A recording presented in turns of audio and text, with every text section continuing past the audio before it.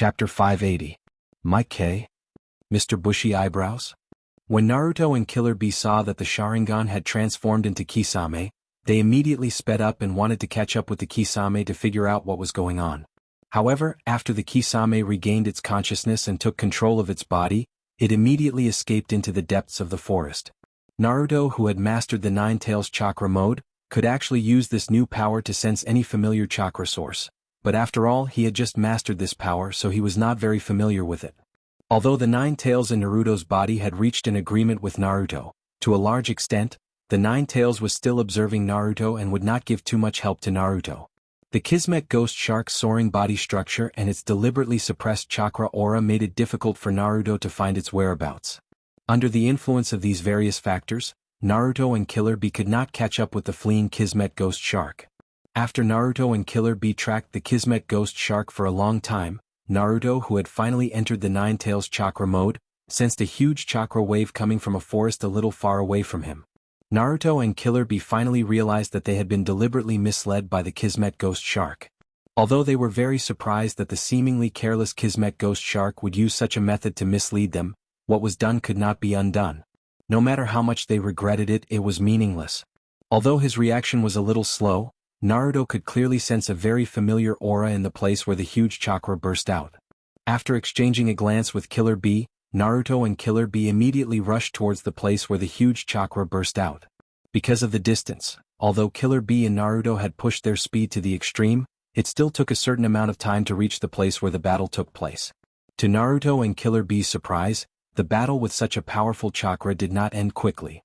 On the contrary, it became more and more intense. Finally, after a rapid trek, Naruto and Killer Bee finally came out of the dense forest and saw Mike K leaning against a tree, looking very tired. Naruto came to Mike K's side and helped the pale-looking Mike K up.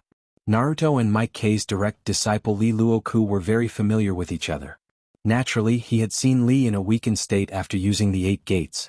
Although the current Mike guy was different from Lee Shaoli when he left the 8 inner hidden gates, he wasn't too far away from it. Teacher Thick Eyebrows. Where is this? Naruto just opened his mouth to ask Mike guy what happened here. Killer Bee, who just separated from Naruto to explore the surroundings, took the lead and said to Naruto, "That's right. Yo-yo, the water here is very strange, it seems to be a kind of water escape. Shark face, strong water escape. The one fighting here is Shark face, oh yeah." Hearing Killer Bee's strange tone, Mike K, who was helped up by Naruto, couldn't help but frown. It's Kisan Ghost Shark. Mike K, who has always been very bad at remembering other people's names, actually said the name of Kisan Ghost Shark directly at this moment. This kind of situation is very rare for people who are familiar with Mike K. But neither Naruto nor Killer Bee knew that Mike K had such a characteristic, so they didn't think much of it. I came here to check on Naruto's training under the order of the 4th Hokage Wave Wind Watergate.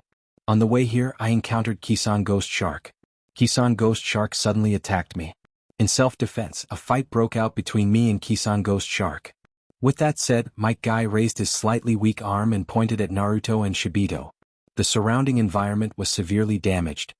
Everything here is proof of my battle with Kisan Ghost Shark. In the battle, because I was at a disadvantage, I used a powerful forbidden technique to kill Kisan Ghost Shark here. However, after using the forbidden technique, my body will enter a period of weakness. Therefore, the corpse of the Kismet Ghost Shark was swept into this lake that he created himself. In order to fight with me, Kisan Ghost Shark summoned a lot of sharks in this lake. Although Kisan Ghost Shark is dead now, there are still shark summoning beasts that haven't exhausted chakra swimming in it. Now I can't guarantee whether Kisan Ghost Shark's body is intact or not.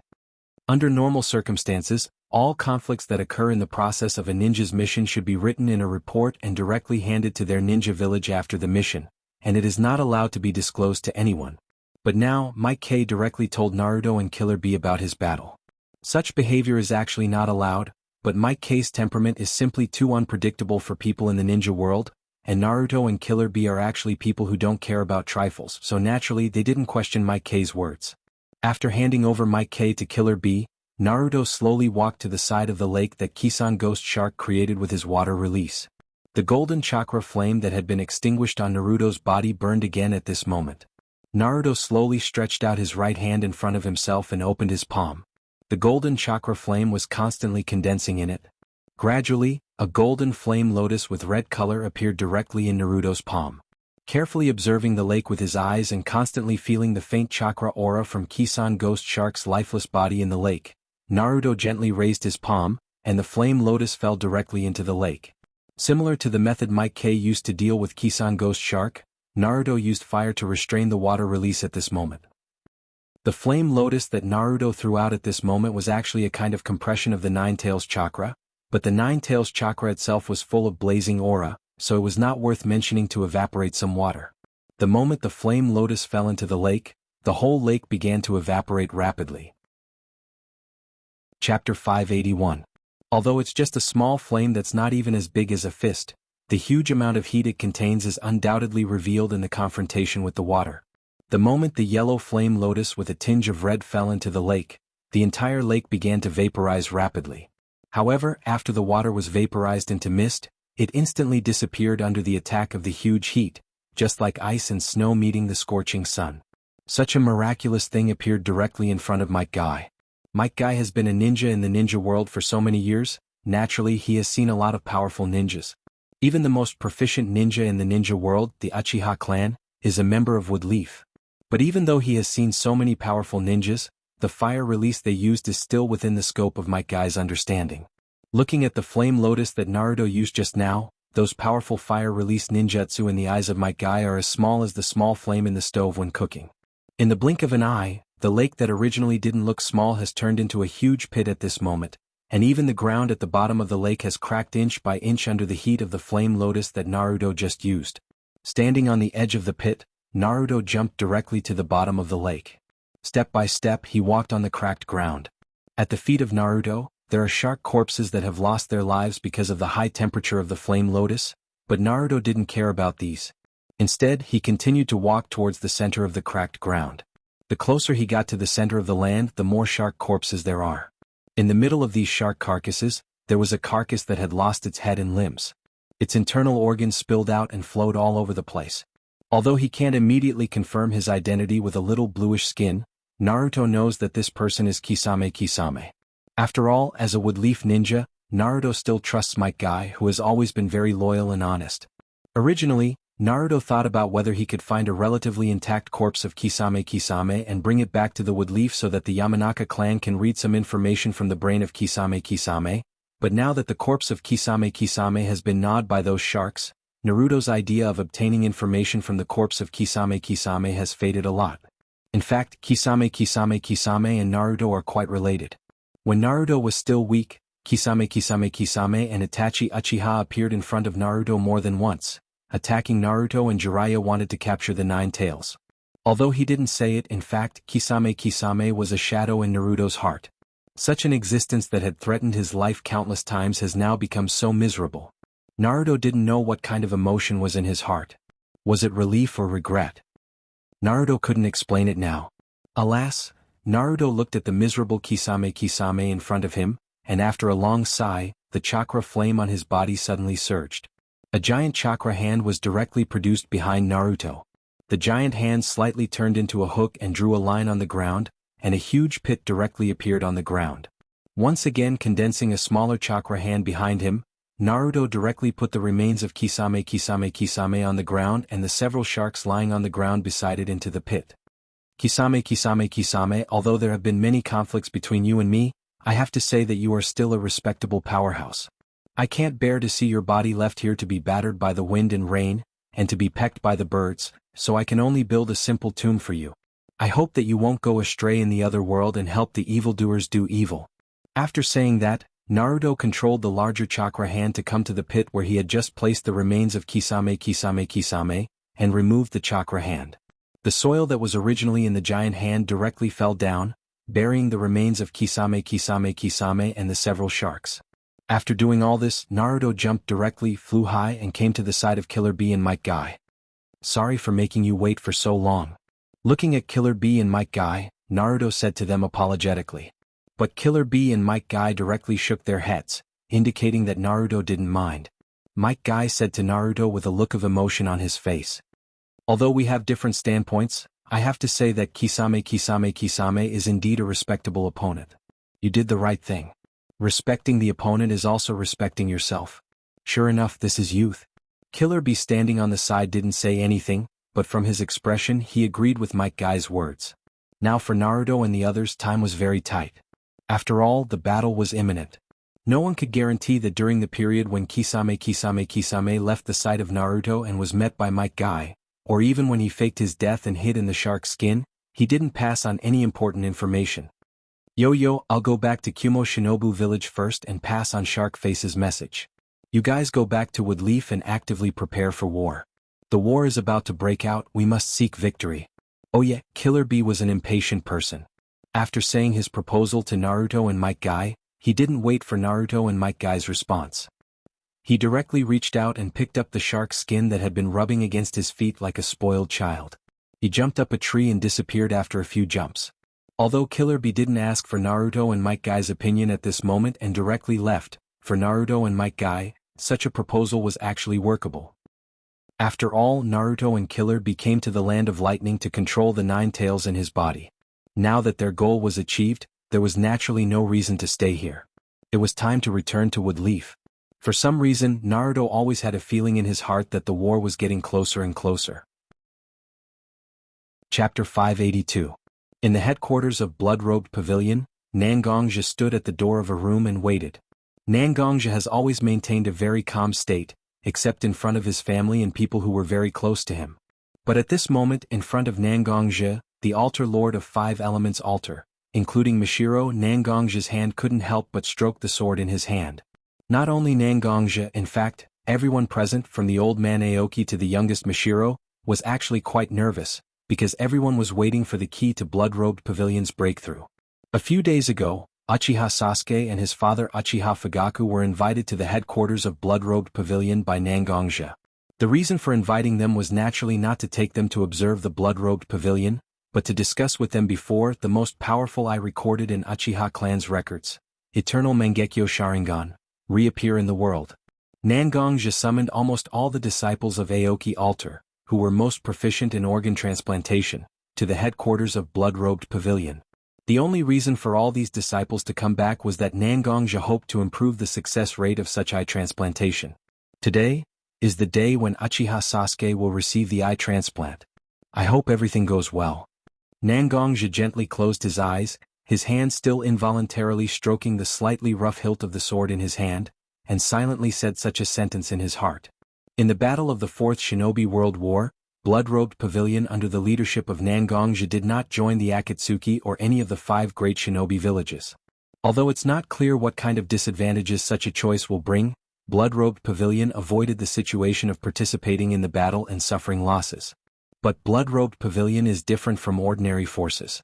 Blood-Robed Pavilion is second only to the 5 great shinobi villages, and to a certain extent, it can even compete with the Akatsuki that hasn't completely exposed its cards.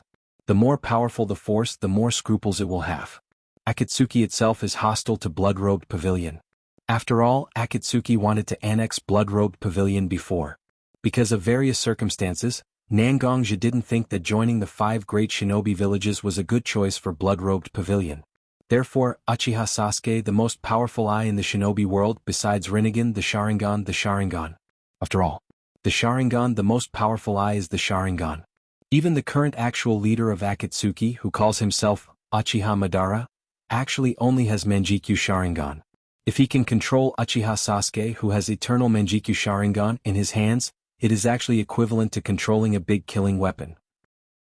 So, whether Sasuke's eye transplant is successful or not, in fact, it represents the most important gear of Nangongja's plans. The sound of the wooden door being opened was so clear that it was transmitted to everyone's ears. One by one, the disciples of Blood-Robed Pavilion, wearing white clothes, came out of the room one after another. Although they were wearing masks on their faces, Nangongja could still feel the involuntary joy from them. It seems that it's a success? His heart, which had been hanging in the air, finally calmed down, and his hand that was constantly groping for the sword's hilt also slowly relaxed at this moment. No matter what kind of new abilities Uchiha Sasuke's eyes obtained after receiving the Sharingan transplant, Sasuke's original Katan, Kagutsuchi, Amaterasu, and Susanoo abilities will definitely be greatly improved. Unlimited eye power and more powerful dojutsu are enough to bear the important role in Nangongja's plan. Looking at the opened wooden door, Uchiha Sasuke didn't come out. The altar lords standing behind Nangongja couldn't help but want to go in and take a look, but they were stopped by Nangongja. After a few years of cultivation, although the altar masters of the 5-element altars were almost all at the shadow tier, they were still different from Nangongja. At this moment, Nangongja could clearly feel that a kind of natural power began to gather in this room from all directions. If he had to describe why such a natural power appeared, Nangongja could only say that it was nature's praise for the appearance of eternal Manjikyu Sharingan. Finally, after a while, the turbulent natural energy fluctuations that were difficult to detect by people who weren't familiar with natural energy calmed down. A powerful aura came out of the room. The altar masters of 5 Elements Altar, who wanted to rush in to check on Sasuke's condition, also noticed this powerful aura. Almost in an instant, the roof of the room where Sasuke was sitting was directly broken, and the broken tiles and wooden blocks scattered directly in all directions. But at this moment, whether it was Nangongja or the other altar lords, they didn't care about the damage of the room because at this moment, a huge purple figure directly rushed out of the room. The complete body was wrapped in Crow Tengu's armor, and the purple chakra flame was constantly burning on Susanu's body. Such an indomitable giant was standing in front of everyone, and everyone could feel a huge pressure. Is this the power of eternal Manjikyu Sharingan? Looking at the people standing beside him who were trembling slightly, even the most powerful among them, Nangongja felt very obvious fear in his heart at this moment. If this Susanu really started to attack, then each of his attacks would be powerful enough to cut off everything in the world. Splitting mountains and splitting rocks was almost a matter of waving his hand. Sure enough, the power of eternal Manjikyu Sharingan was indeed very powerful, and this was only using Uchiha Fugaku's eyes. If Sasuke's eyes were Itachi Uchiha's eyes, what would the situation be like?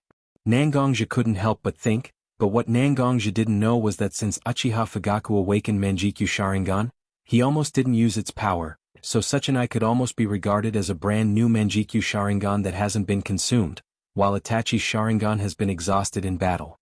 In fact, Uchiha Fugaku's eyes could give Uchiha Sasuke more powerful power.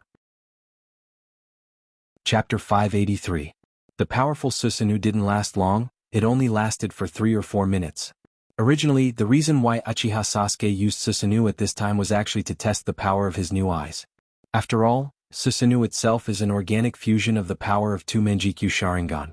As long as he can figure out how much the power of Susanoo has increased, the remaining power of Dojutsu will be more or less clear.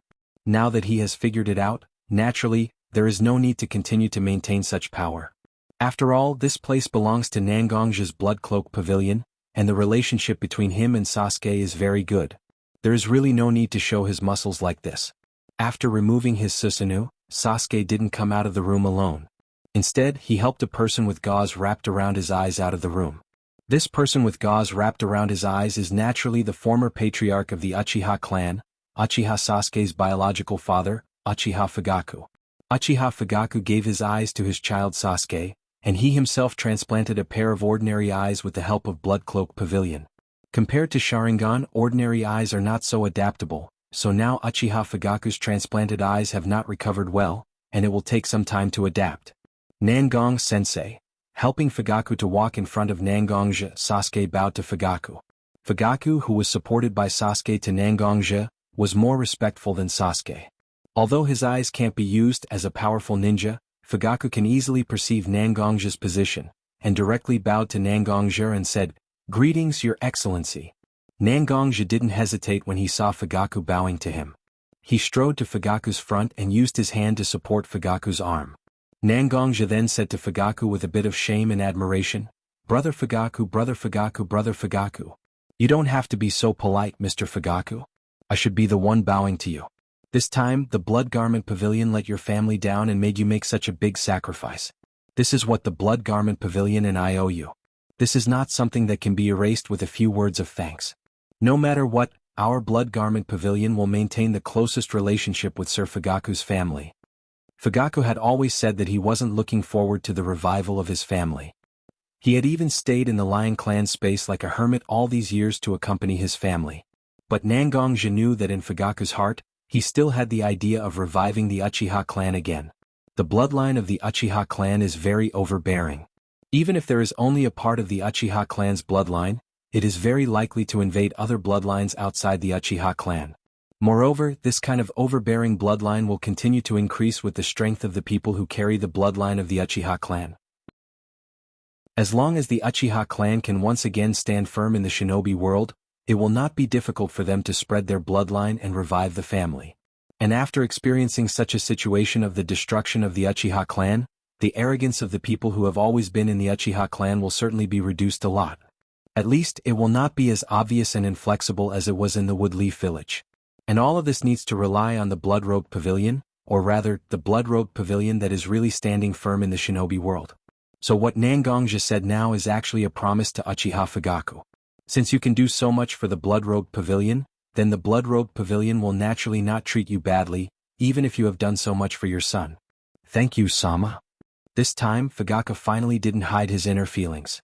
He didn't say that he had already seen through the affairs of the world and wasn't willing to step into the mortal world anymore. Instead, he directly thanked Nangongja. Nodding to Fugaku, Nangongja then looked at Uchiha Sasuke, who was standing beside him.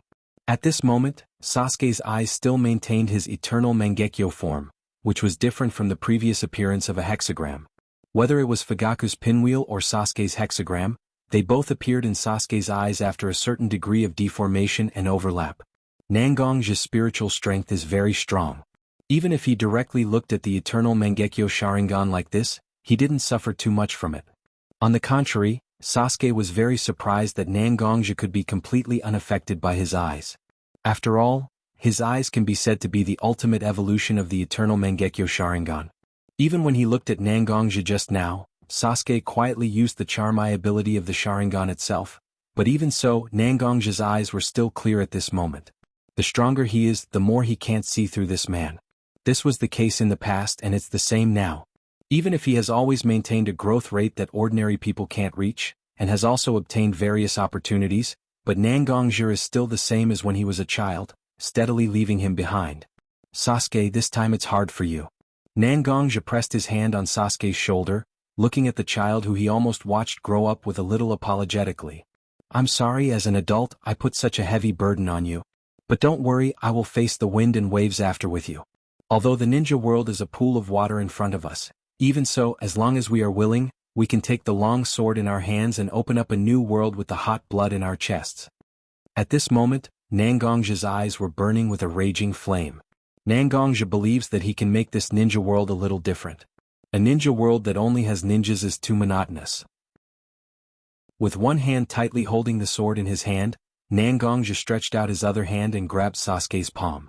With this, he took Sasuke step by step towards the central square of the Blood Cloak Pavilion, where all the forces of the Blood Cloak Pavilion that were about to participate in the war were waiting. Chapter 584. Holding Sasuke's hand, Nangongja walked step by step to the front of the many Blood Cloak Pavilion disciples. Unlike last time, there was no high platform in the central square this time. Without the high and mighty distance, Nangongja was not so unreachable for the Blood Cloak Pavilion disciples at this moment. Instead, he was much closer to them. Many disciples involuntarily began to kneel when they saw Nangongja walking over. After all, Nangongja was the supreme leader of the Blood Cloak Pavilion. When they saw their supreme leader, many people were actually in awe and reverence. Although the elite disciples of the Blood Cloak Pavilion were quite strong, they were far inferior to Nangongja. He released his hand that was originally holding the catastrophe sword, opened his palm and raised it toward the sky in the void. The few Blood Cloak Pavilion disciples who were about to kneel were immediately wrapped up by Nangongja's internal strength, and their bodies involuntarily stood up straight. With a smile, Nangongja looked at the Blood Cloak Pavilion disciples who were about to kneel because of the awe in their hearts. He did not say anything. Instead, he used his internal strength to amplify his voice so that it could be heard by all the disciples in the square. Disciples of the Blood Cloak Pavilion?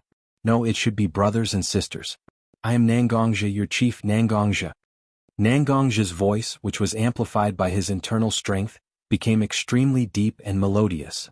It was as if it rushed straight into everyone's ears and even into their minds.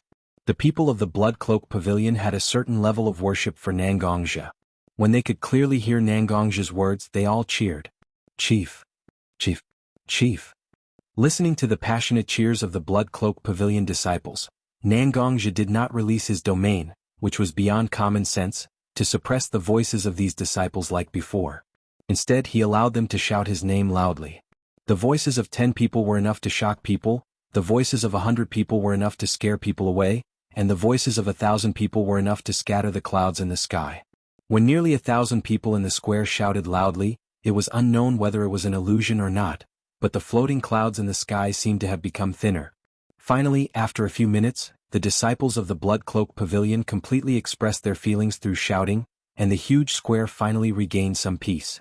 When Nangongja saw that everyone had finished expressing their emotions, he stood in the crowd and said, "I know that many of you admire and even fear me.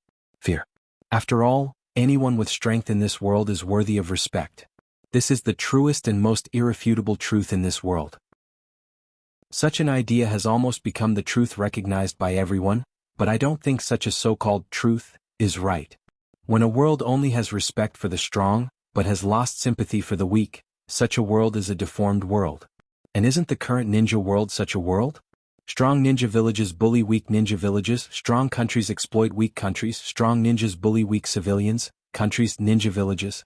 Ninjas, out of their own selfish interests, don't care about the life and death of the weak. In recent decades, 3 shinobi world wars have broken out, and now the 4th shinobi world war is about to break out. Although the current strength of our Blood Cloak Pavilion is not bad, after all, we are just an organization in the ninja world. Even in terms of strength and heritage, we are much worse than the 5 great ninja villages that have always occupied the leading position in the ninja world. But we are different from these ninjas who only know how to deceive. We internal strength cultivators pay attention to righteousness. Since we want to fight, we will fight fair and square. Since we want to fight, we have to fight openly. Since we want to change the world, we have to use the strongest posture to let everyone see our attitude. This time our action is risky. Even I don't know how successful our action is. But I am not afraid, and I believe that you are not afraid either. For the current world, we have squeezed too much dissatisfaction. Since we are dissatisfied, we have to let others know how powerful our dissatisfaction is. In this battle, I will stand in front of each of you. If we really want to shed blood, then let me shed blood first.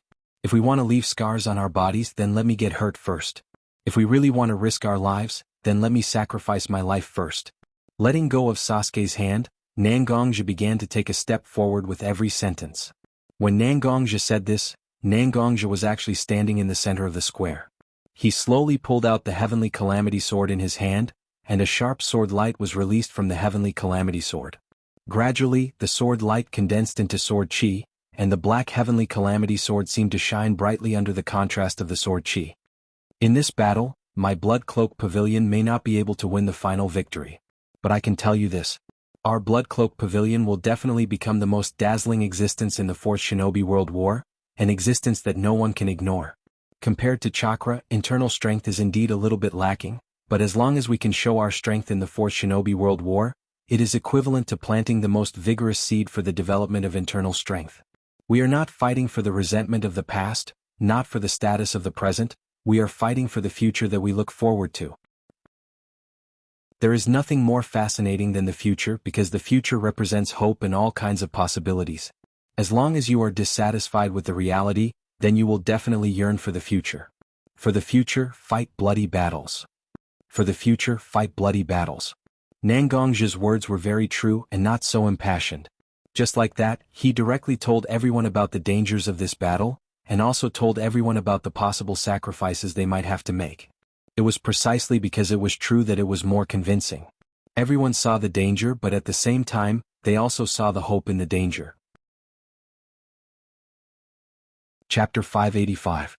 When the 5 great shinobi villages and the Blood Cloak Pavilion were in full swing, they didn't know when the war would break out, but the leader of Akatsuki, Uchiha Obito, along with Kabuto and Black Zetsu, appeared outside the rain country. Towering stone peaks, pure white and fluffy clouds, all of this is very different from the natural environment of the rain country. It only belongs to one country in the shinobi world, the lightning country. After making up their mind not to confront the 5 great shinobi villages, Uchiha Obito and Black Zetsu have been discussing which place to attack first. After all, Akatsuki is different from the 5 great shinobi villages. After all, the allied shinobi forces formed by the 5 great shinobi villages don't belong to the same force, and when they carry out personnel transfer, it will cause a lot of movement. As long as Akatsuki wants to investigate, they can completely know the actions of the 5 great shinobi villages. Akatsuki itself is an organization hidden in the dark. As long as it can be carried out without being seen by others, Akatsuki will not put such actions on the surface. Now, the main forces of the Akatsuki against the allied forces of the 5 great ninja villages are 100,000 White Zetsu clones and 100,000 Edo Tensei clones. These 2 clones are very good at hiding their whereabouts and can directly integrate into the earth and trees. And the Edo Tensei itself is almost a psychic existence. As long as a short preparation time, they can directly start the battle. There are many targets that Akatsuki can attack. For example, the Land of Iron, which has lost its leader, and the Land of Wind, Sunagakure, which is relatively weak among the 5 great shinobi villages. These 2 targets can actually be regarded as the most suitable choice. To be able to create the greatest value with the least cost, can be regarded as very cost-effective. But at this moment, Uchiha Obito still looked at the Land of Lightning Kumo Shinobu, which is not weak among the 5 great shinobi villages. In fact, Obito also has his own thoughts about biting off such a hard bone first. The moment Kisame died, the seal that symbolized his life left in Akatsuki directly collapsed. But because of the seal created with the power of 6 paths, Uchiha Obito obtained the fragmented and partial memories of Kisame. Although the memory was intermittent, it clearly revealed a piece of information. 9 Tails Column Force, Vortex Naruto, and 8 Tails Column Force, Killer Bee are currently in Kumo Shinobu Village in the Lightning Country. Uchiha Obito's biggest goal was not to defeat the allied ninja army composed of the 5 great ninja villages, but to collect the power of the Hachibi and 9 Tails that he hasn't obtained yet, to resurrect the Jubi and make himself the column force of the Jubi. With the help of the Jubi's huge power, he projected the power of the Manjikyu Sharingan onto the moon, making the whole world fall into the infinite Tsukuyomi. Since his biggest goal was the Lightning Country, why didn't he come here? Taking a step back, even if there is a mistake in the memory fragment of Kisame, and Vortex Naruto is not in Kumo Shinobu Village at the moment, once he really occupies Kumo Shinobu Village, then he can use the whole Kumo Shinobu Village as bait to lure the Hachibi Column Force, and even 9 Tails Column Force and Vortex Naruto may also jump into the trap with him. With Killer Bee and Vortex Naruto's reckless and impulsive behavior, Uchiha Obito, who has deliberately studied these 2 people, is at least 70% sure that he can make these 2 impulsive column force come to him, and he can easily defeat them with the power of Geto Mazo. Moreover, although the resources of the Lightning Country are not very outstanding among the 5 major countries, but the Lightning Country has the most dangerous terrain among the 5 major countries. Although it is nothing for the Akatsuki's army of 100,000 White Zetsu, but for the ninjas of the allied ninja army of the 5 major countries, such an environment has a great restrictive ability. He could advance to attack, retreat to defend, a natural stronghold spirit. Are you ready? Obito turned his head and slowly looked at Black Zetsu and Kabuto standing on both sides behind him. Black Zetsu controls the army of 100,000 White Zetsu, and Kabuto controls the army of Edo Tensei. One has the advantage in numbers, and the other has the advantage in individual strength. What's more, Kabuto and Black Zetsu don't like each other, and a certain degree of jealousy between their subordinates is actually a good way to improve the combat power of the forces. Only through competition would a person be able to unleash a greater power.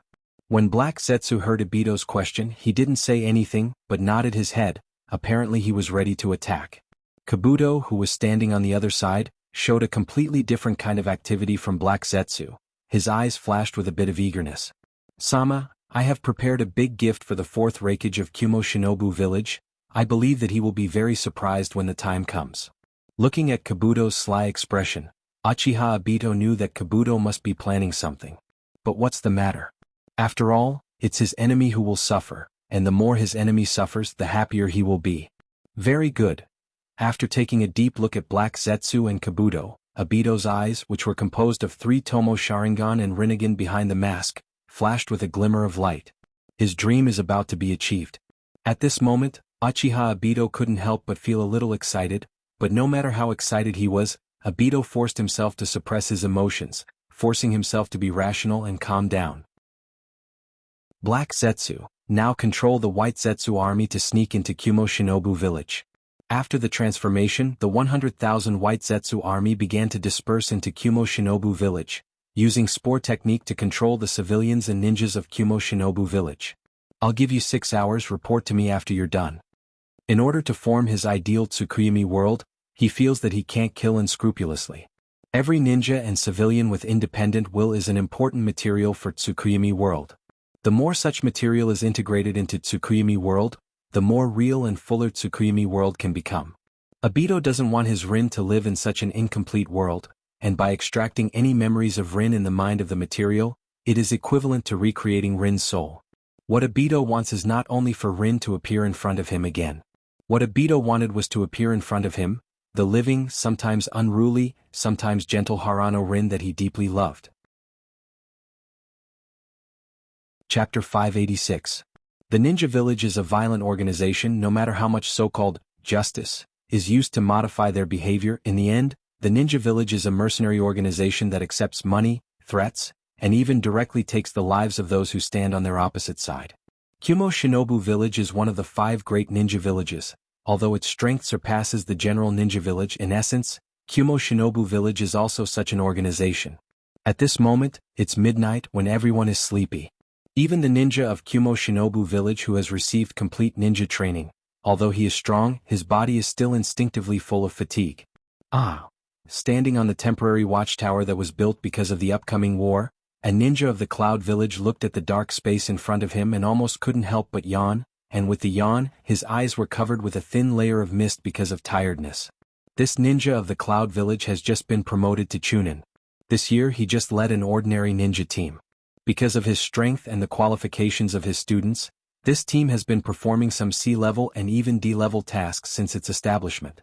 It's already late at night, and his 3 students can't bear the fatigue of their bodies and doze off a little at the foot of the watchtower. And this Chunin himself is a very gentle and even slightly timid person. When he saw his students dozing off during the task, he didn't even lose his temper. This group of kids is really lazy. Today's task is really a bit hard. Next time I must teach these kids how to be a qualified ninja. Although there seems to be a bit of blame in his words, the eyes of this Chunin are extremely soft. It seems that there is a story behind it. Just when this Chunin was still looking at his team of young children, a familiar and strange smell passed to his nose. The slightly sweet and fishy smell was so pungent and fresh. This smell was very familiar to the Chunin because this smell was the smell of blood. It was the smell of fresh blood that just flowed out of a human body. Not good. Perceiving that things are not good, the Chunin immediately walked towards his 3 students, ready to wake them up and then ring the alarm bell on the watchtower. But when he was only a few centimeters away from his students, a white figure suddenly rushed out from the floor of the watchtower.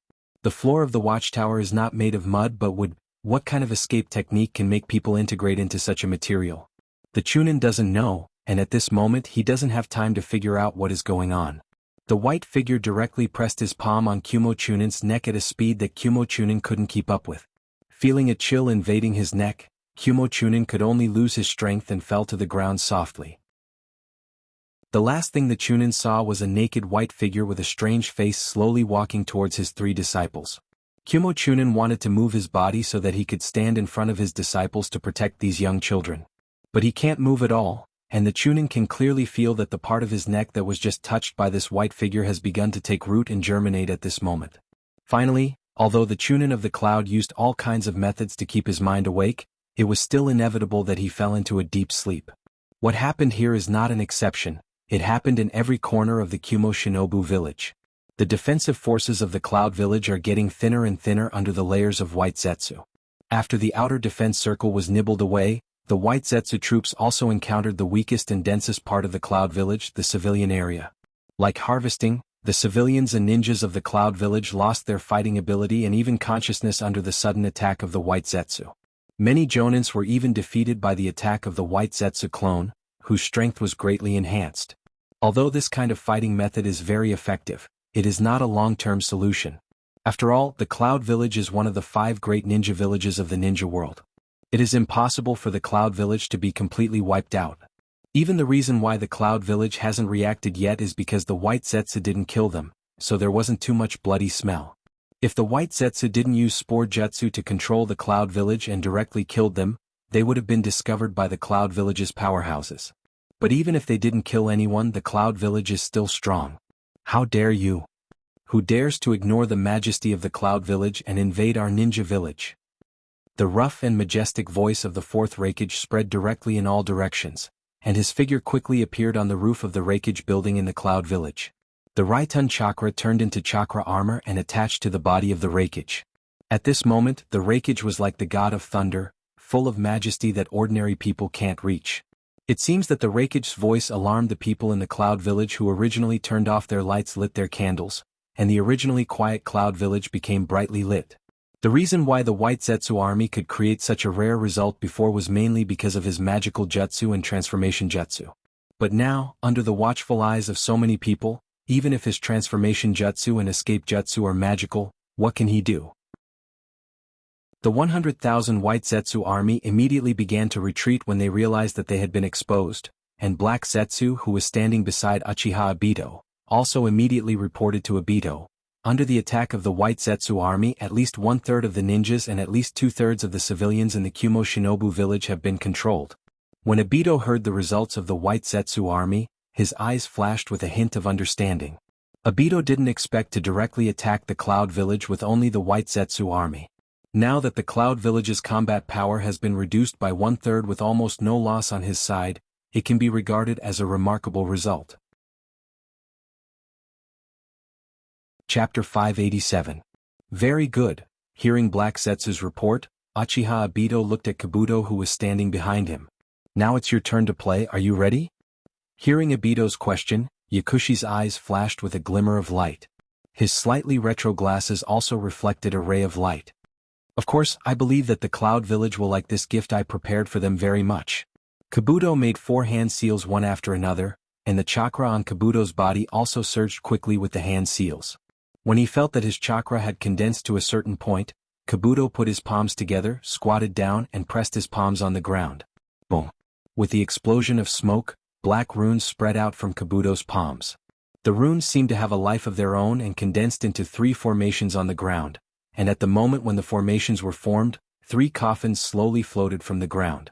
In the middle of the coffins, there were characters that represented the identity of the reincarnated person: gold, silver, and lightning.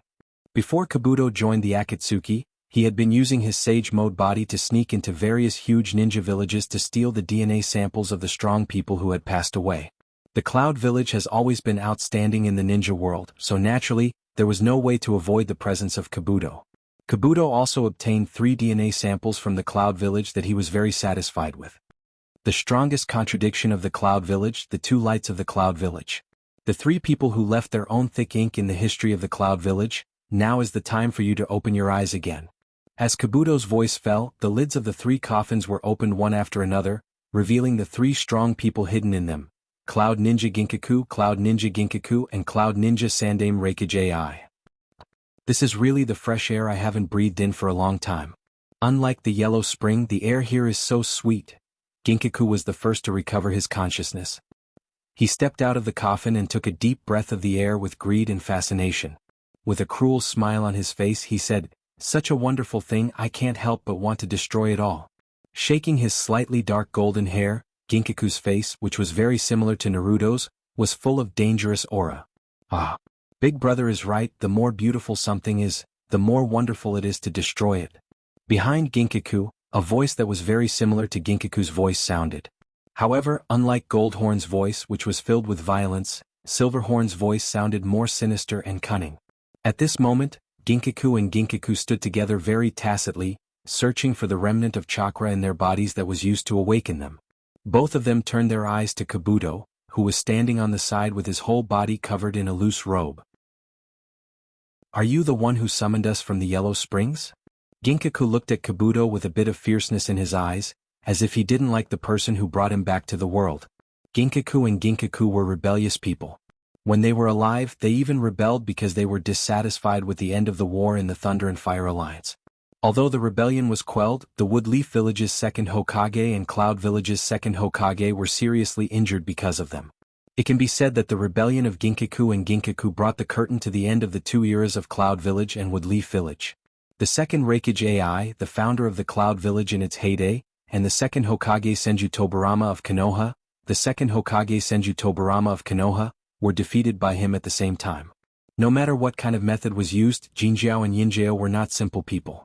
And the more troublesome they were, the more they didn't want to be controlled by others. The 2 of them were able to be swallowed by the 9-tailed beast, but they were able to forcefully cause the 9-tailed beast to spit them out. Naturally, it was not difficult to imagine how difficult and unruly these 2 people were.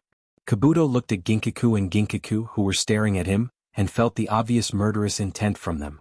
In fact, he couldn't help but feel nervous. After all, in terms of fighting ability, he was indeed not as strong as Ginkaku and Ginkaku, who had been in the ninja world for many years.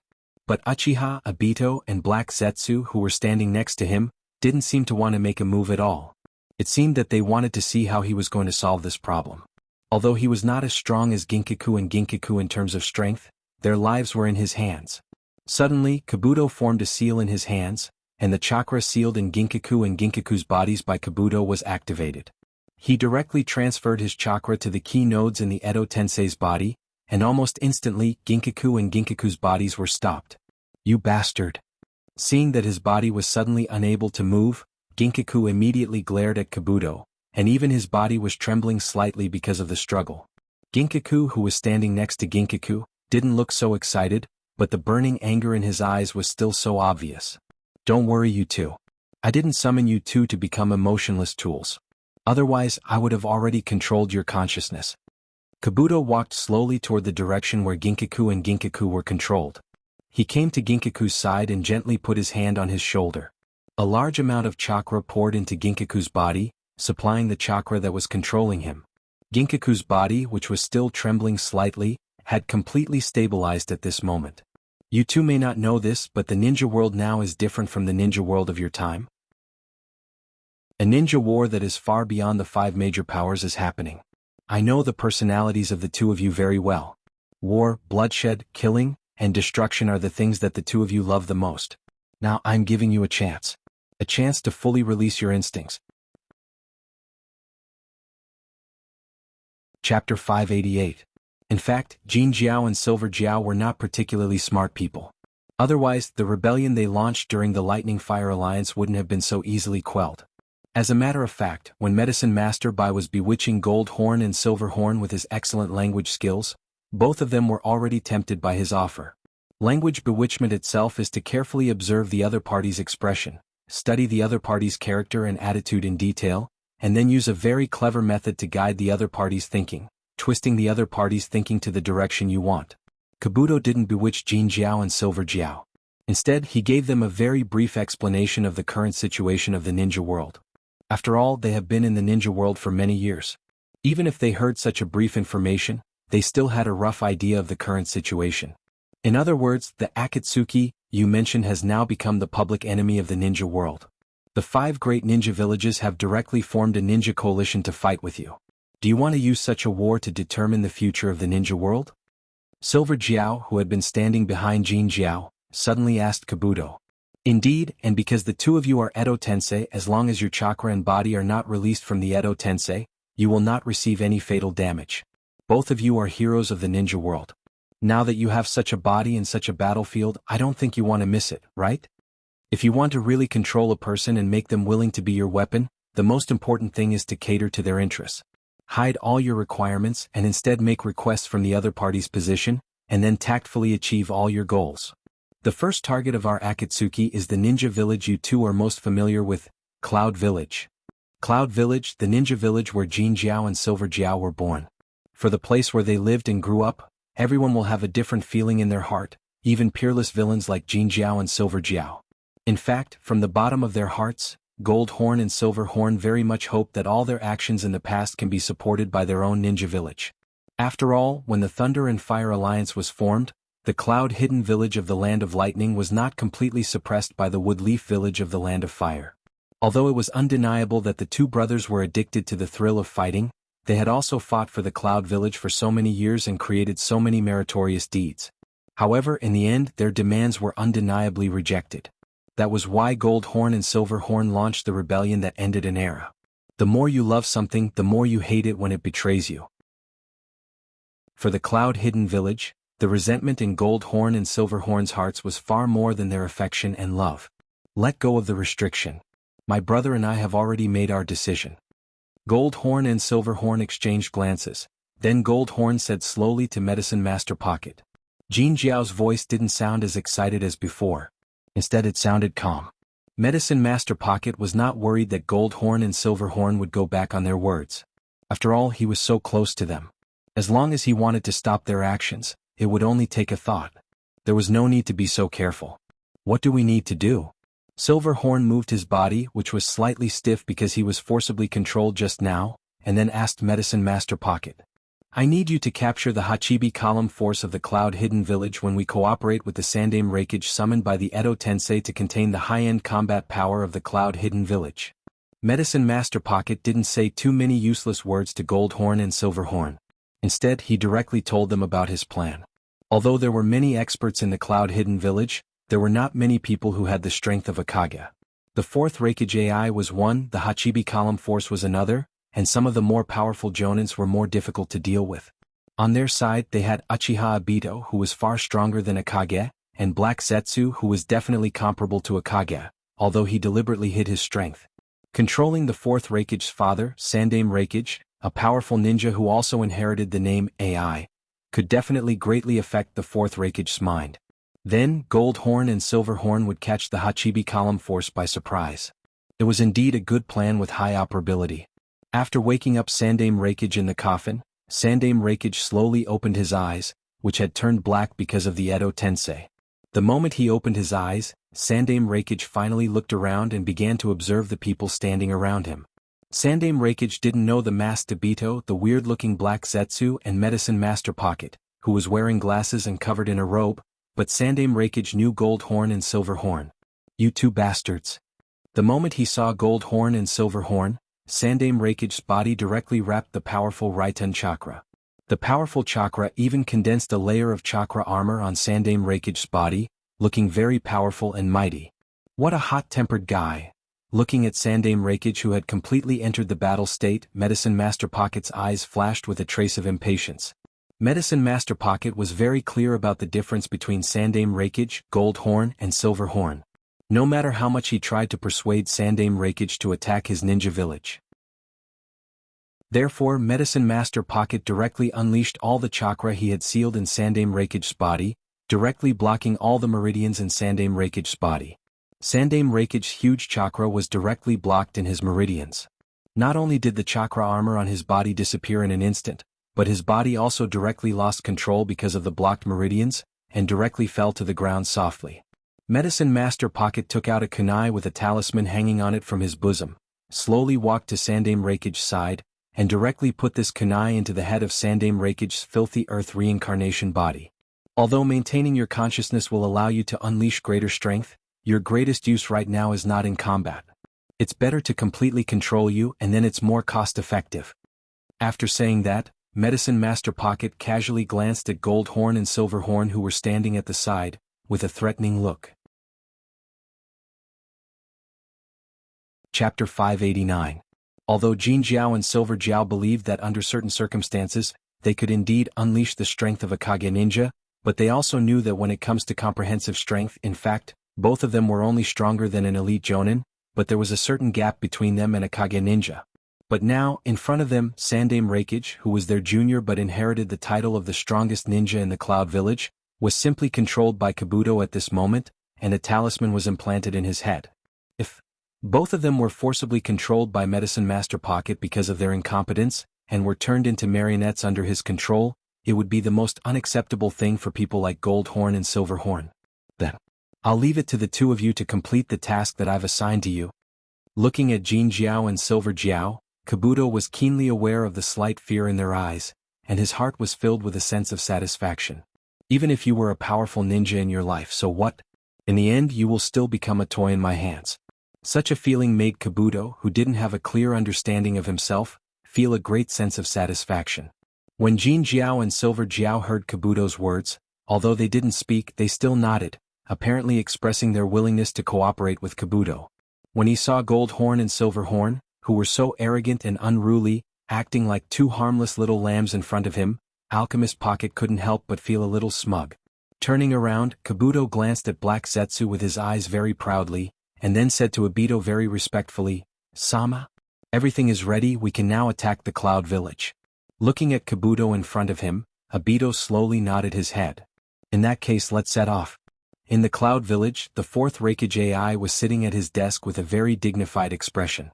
Just now, he noticed the abnormality in the ninja village, but when he came out, the source of the abnormality suddenly disappeared. After that, the fourth Reikage AI immediately mobilized all the forces he could mobilize to search the Cloud Village, trying to find the source of the change.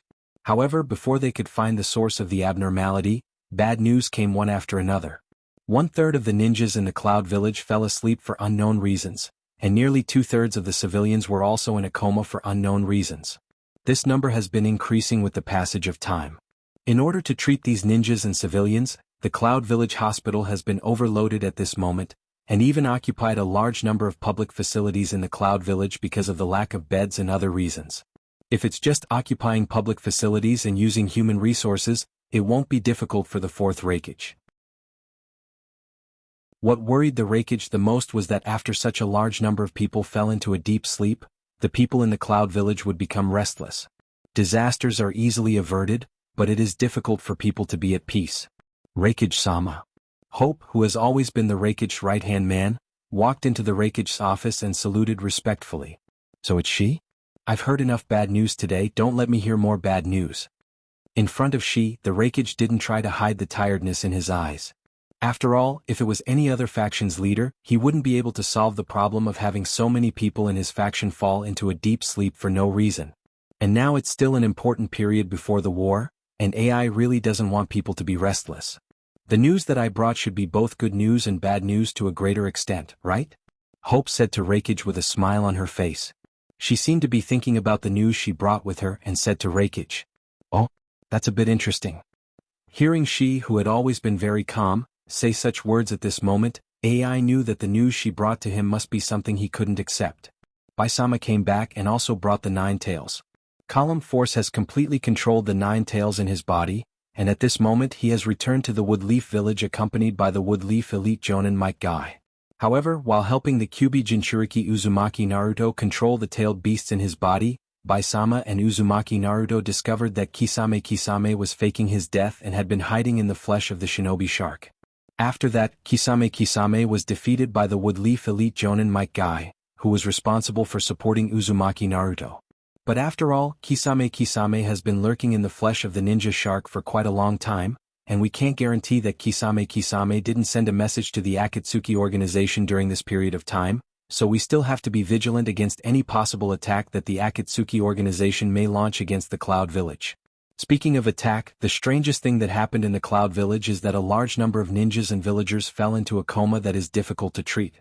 If we really make a bold guess, can we think that this strange event is actually the prelude of the Akatsuki organization's attack on the Cloud Village? For a long time, our thinking has been limited to the previous Shinobi World Wars, but we have ignored the fact that the Akatsuki organization is not the same as the 5 great Shinobi villages. Even the Rain Country is actually just a shelter that the Akatsuki organization can give up. If the Akatsuki organization really launched an attack on our Cloud Village and even in the end, directly took over the Cloud Village as their new base of operations, As he spoke, Lien Shi's expression also became unfriendly. At the beginning, Hope actually just wanted to report the news of Killer Bee's return and whereabouts to Reikage, but as Hope began to speak, his mind was actually constantly analyzing all the things that happened at this stage. Originally, the mixed information in Hope's mouth had completely turned into a worry that could lead to the destruction of the Cloud Hidden Village. Chapter 590. AI knew that what she said just now was actually the result of considering the situation in the most dangerous direction. Even she himself didn't necessarily think of this when he came here. But as she began to report to the 4th Hokage, all the known information was constantly flashing in Shi's mind. Gradually, she couldn't help but form such a terrifying guess in his mind. And AI also became more serious because of Shi's guess. After all, Akatsuki can be said to be the #1 public enemy in the ninja world, and it can also be said that they are an organization in the ninja world. Once such an organization really attacks the Cloud Village, even if the 4th Reikage is confident, he can't help but worry. No matter what the reason is, such a strange situation happened in our Cloud Village, we can't take it lightly. If this is really the prelude of the Akatsuki's attack, then we can't relax. Akatsuki's goal is very clear. In fact, our village now has the Hachibi Column Force, my brother Killer Bee. No matter what, we have to be ready to fight. AI was about to give an order to Shi, but suddenly, a loud thunder sounded in the sky outside the Reikage's building. Such a sound directly suppressed all the words in AI's mouth, not because AI was afraid of thunder like other children. but because accompanied by the thunder was a very powerful lightning release chakra aura, and for AI this aura was also very familiar. Because this aura belonged to the former Reikage of the Cloud Village, who is also AI's father, Sandame Reikage, who also has the name AI. AI didn't even have the thought to give an order, he just seriously felt the chakra aura coming from outside the building. This is impossible. How can this chakra aura reappear in the world? The dead can't be resurrected, this is almost an immutable truth. But now this scene, and the strong and familiar chakra aura he felt undoubtedly told the fourth Reikage that his father has really appeared near him, and even released his huge chakra without any concealment. Father. Without even saying a word to Shi, directly broke through the window of his office, jumped out, and rushed towards the place where the aura was coming from. Killer B, the Hachibi's Jinchuriki, who had just returned to the Cloud Village for a short rest, also noticed this familiar yet strange aura. Killer B was not AI's biological brother, but the two of them were closer than real brothers. He was also very clear about the former Reikage chakra aura. She was very clear about her brother's character. Out of the memory of her father and the sudden appearance of the chakra aura of the previous Reikage, her older brother will definitely go and investigate. It's too dangerous to go alone, and as the Reikage he must not have any accidents. Thinking of this, Killer B immediately put away his weapon and rushed towards the place where the chakra aura was coming from. Compared to Killer B who didn't use his tailed beast's power, there was no doubt that AI was much stronger. After activating the lightning release chakra mode, A also burst out with incredible speed, like a thunder, he directly arrived at the place where his father's chakra aura was coming from. He had dark golden hair and a beard, wearing a sleeveless silver upper body armor, black trousers and a dark red belt around his waist. This person was his father, the former Reikage AI. Although he saw his father after so many years at this moment, the fourth Reikage's eyes were full of anger. Because at this moment, his father's skin was full of very ugly cracks, and even the color of his skin had turned dark gray. His eyeballs were completely black and they were full of dull emotions. It felt like he was made into a marionette. His father, the eternal pride in his heart, was manipulated in this way at this moment after his death. Whether it was the Reikage of the Cloud Village or as a child, he couldn't accept such a situation. Edo Tensei? Looking at the rather strange characteristics of his father, the fourth Reikage quickly thought of this ninjutsu name that he deliberately remembered when he received the report of the Woodleaf Collapse plan. This ninjutsu was created by the second Hokage and perfected by the Woodleaf ninja Orochimaru. It has the taboo power to summon the dead back to the world. But from the information he received, Orochimaru has been dead for a long time. In the end, who actually joined the Akatsuki, helped the Akatsuki to perform the Edo Tensei, and even stole his father's DNA to support the use of the Edo Tensei? I couldn't help but began to look at the figures of several people standing next to his father. He was wearing a wave-like mask decorated with 3 tomo, revealing a 3 tomo Sharingan and a Rinnegan in his eyes. He was wearing a navy blue robe and carrying the iconic round fan of the Uchiha clan on his back. Although he didn't speak, the fourth Reikage could still judge from the illusory and solid aura that this person should be the man who appeared at the 5 Kage gathering who called himself Uchiha Madara. Behind the man who called himself Uchiha Madara stood 2 figures, one of which the fourth Reikage was very familiar with. After all, after the declaration of war, almost all the original members of the Akatsuki were investigated. This person who was shrouded in Nepenthe should be the one who didn't show up in the Akatsuki, but was very good at sneaking in. As for the other person who was completely wrapped in a gray robe, and the shadow of the hood completely covered his face, the fourth Reikage had no way to distinguish who this guy was. But this guy was constantly emitting a cold aura, which made the fourth Reikage couldn't help but think of a person. The former Woodleaf Sannin, the Woodleaf ninja who had already passed away, Orochimaru. So you're the one. Blaspheme my father's soul that has already rested. You now pay the price for your actions.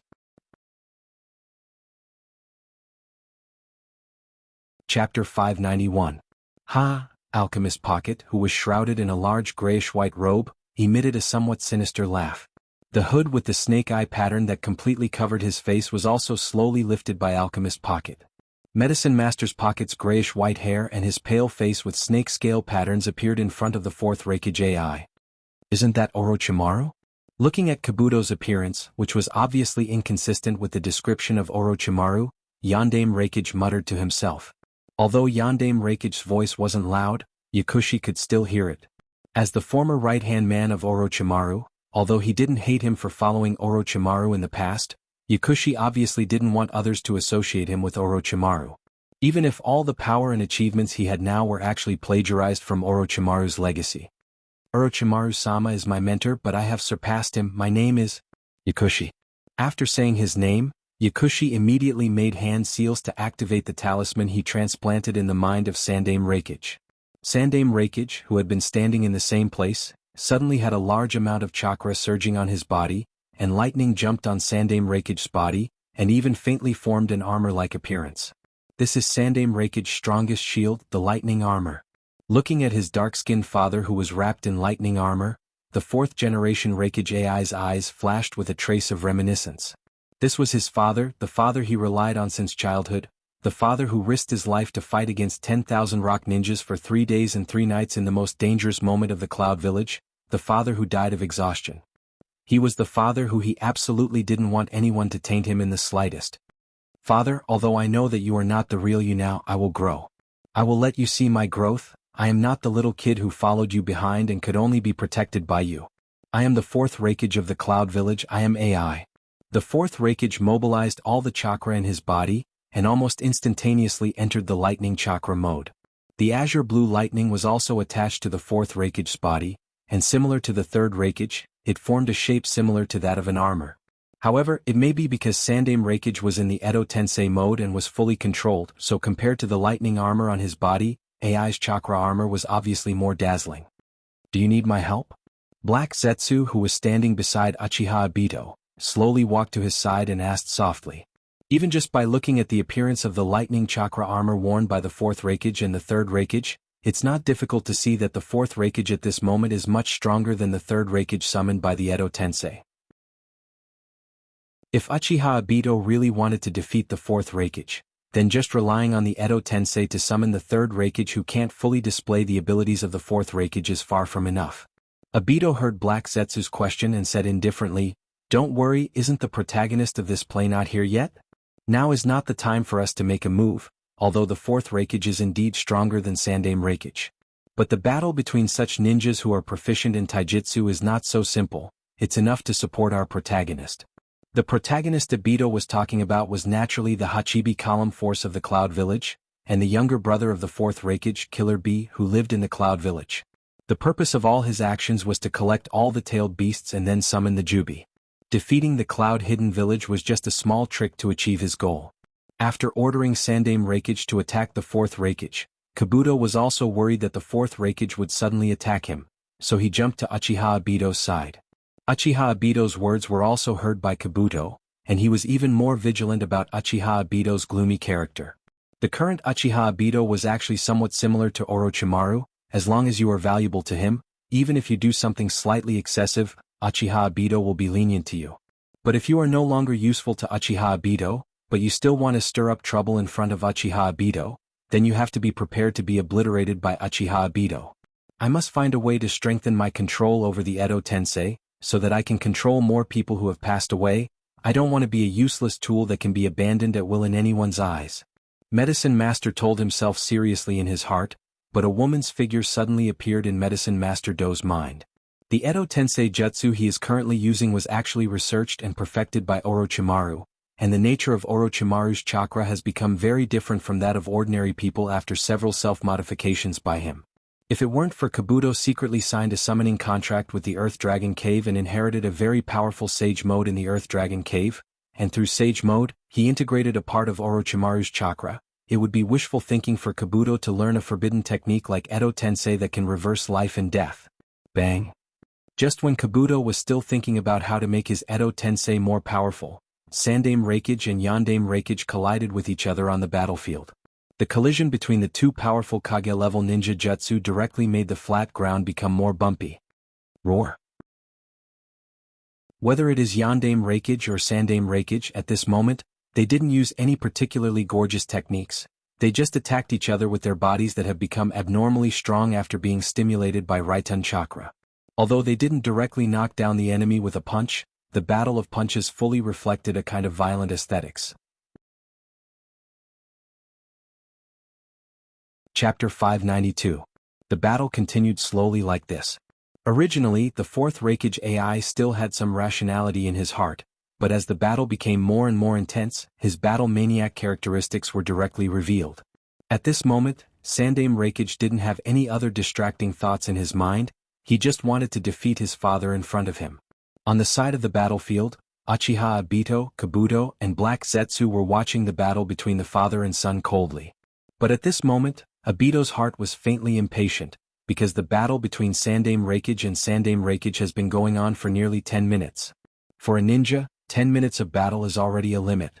After all, ninjas mainly use ninjutsu to enhance their combat effectiveness, but after all, a person's chakra and physical strength are limited. Such a high-intensity battle can only last for 10 minutes, and most ninjas can't even last 10 minutes if they don't have enough stamina. Big Brother AI and Reikage? Finally, Killer Bee arrived at the place where the fourth Reikage and the third Reikage were fighting. Both of them were very important to Killer Bee, and they were very familiar with each other. Seeing the father and son fighting so fiercely, Killer Bee couldn't help but feel a strong sense of excitement. Killer Bee didn't even have the strange accent that he usually had when he was talking. Similar to Sandaime Reikage, after carefully observing Sandaime Reikage's state, Killer Bee's heart was full of anger. Someone actually blasphemed the soul of a person who was very important to him? He had to let him know how much he regretted what he had done. Hachibi, please. While communicating with the Hachibi in his body, Killer Bee began to slowly mobilize the powerful chakra belonging to the Hachibi. After following Killer Bee for so long, Hachibi naturally knew how terrifying Killer Bee was when he was serious. Moreover, Sandaime Reikage was indeed a strong man worthy of respect. After all, he was stopped by such a man when he went berserk. It was because of this man that he and Killer Bee became such a close partner. Do it. By dash. Hachibi seemed to be helping Killer Bee to vent his anger. He directly connected his chakra with Killer Bee's body, and a huge amount of Bijuu's chakra directly shrouded Killer Bee's body. Oh! Black Zetsu and Uchiha Obito, who had been watching the battle, suddenly moved their eyes away from Sandaime Reikage and Sandaime Reikage. When Killer Bee didn't use his powerful chakra, Black Zetsu and Uchiha Obito thought that they didn't notice the battle between the two Reikages. But now, Killer Bee's thick and violent chakra was obvious to people like Black Zetsu and Obito. Black Zetsu, now start mobilizing the White Zetsu army to block this place. You must cooperate with the White Zetsu army. Before everything is settled, you must not let the people of Cloud Village come here to support 4th Reikage and Hachibi Column Force. After the spore attack of the White Zetsu army, not only did 1/3 of the ninjas and 2/3 of the civilians in the Cloud Village fall into a coma, but it also restrained the manpower of the Cloud Village. Now, the number of Cloud ninjas that can support the 4th Reikage is extremely limited. At this time, with the advantage of the number of White Zetsu's army and Black Zetsu's personal strength, it's not a problem to block all the Cloud ninjas that come to support the 4th Reikage. Even if there is an accident in the process, Kabuto still has 2 cards in his hands, the Golden Horn and the Silver Horn. No matter what happens, with the strength of the Golden Horn and the Silver Horn, they can completely control the situation. Such a situation is the death trap created by Uchiha Obito for the Hachibi Jinchuriki and Yondaime Reikage. After hearing Obito's order, Black Zetsu didn't say anything and immediately dived into the ground to carry out Obito's order. Obito himself used the power of his Manjikyu Sharingan, and after his figure became slightly illusory, he reappeared beside Killer Bee. Using the strange eye power contained in the Rinnegan mixed with his own chakra, a black iron rod directly appeared in the hands of Uchiha Obito. The black iron rod containing a part of the special power of the Rinnegan has an extremely strong suppressive effect on chakra. It is just the right weapon to fight against a ninja like Column Force who relies heavily on chakra.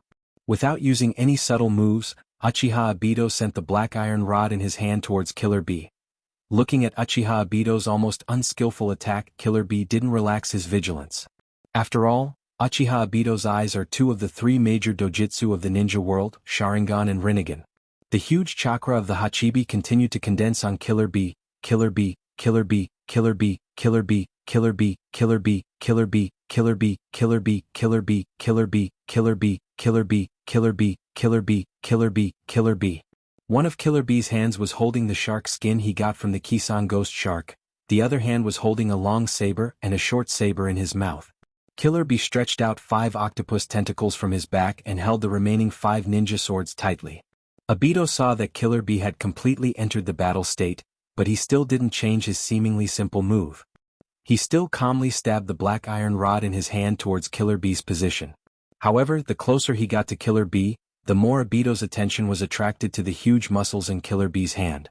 Through the Rinnegan, Obito felt a very important aura from the Killer Bee, Killer Bee, Killer Bee, Killer Bee, Killer Bee, Killer Bee, Killer Bee, Killer Bee, Killer Bee, Killer Bee, Killer Bee, Killer Bee, Killer Bee, Killer Bee, Killer Bee, Killer Bee, Killer Bee, Bee, Killer Bee, Killer Bee, Killer Bee, Killer Bee, Killer Bee, Killer Bee.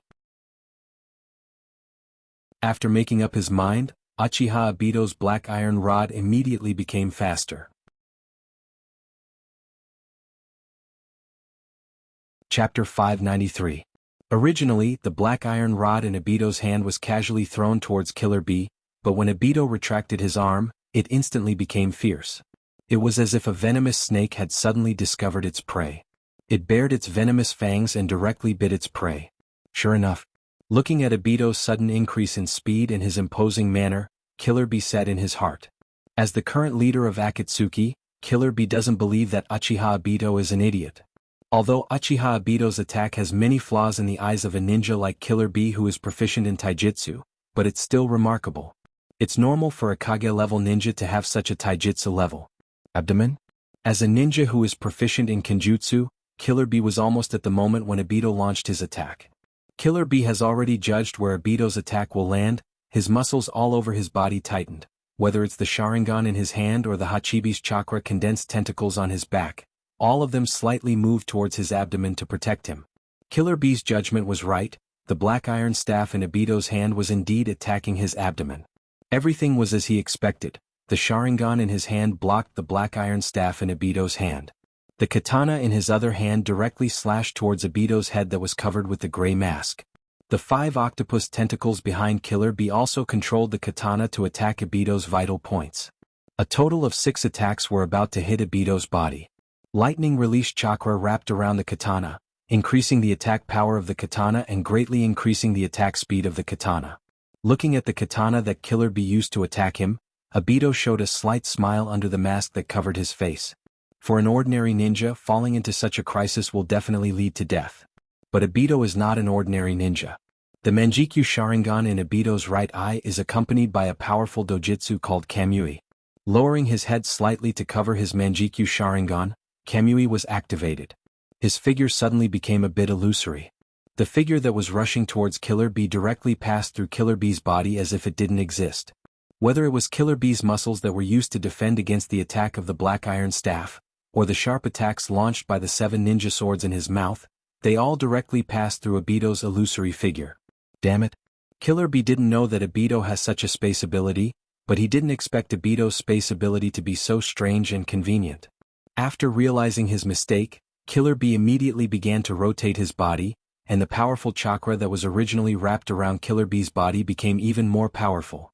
After all, when there is enough chakra, it will have a certain tendency to materialize. At least it can reduce the disadvantage in the battle and buy some time for himself to react. After the 2 figures crossed each other, Obito's reaction was naturally faster than Killer Bee. 1 step ahead, naturally he will be ahead.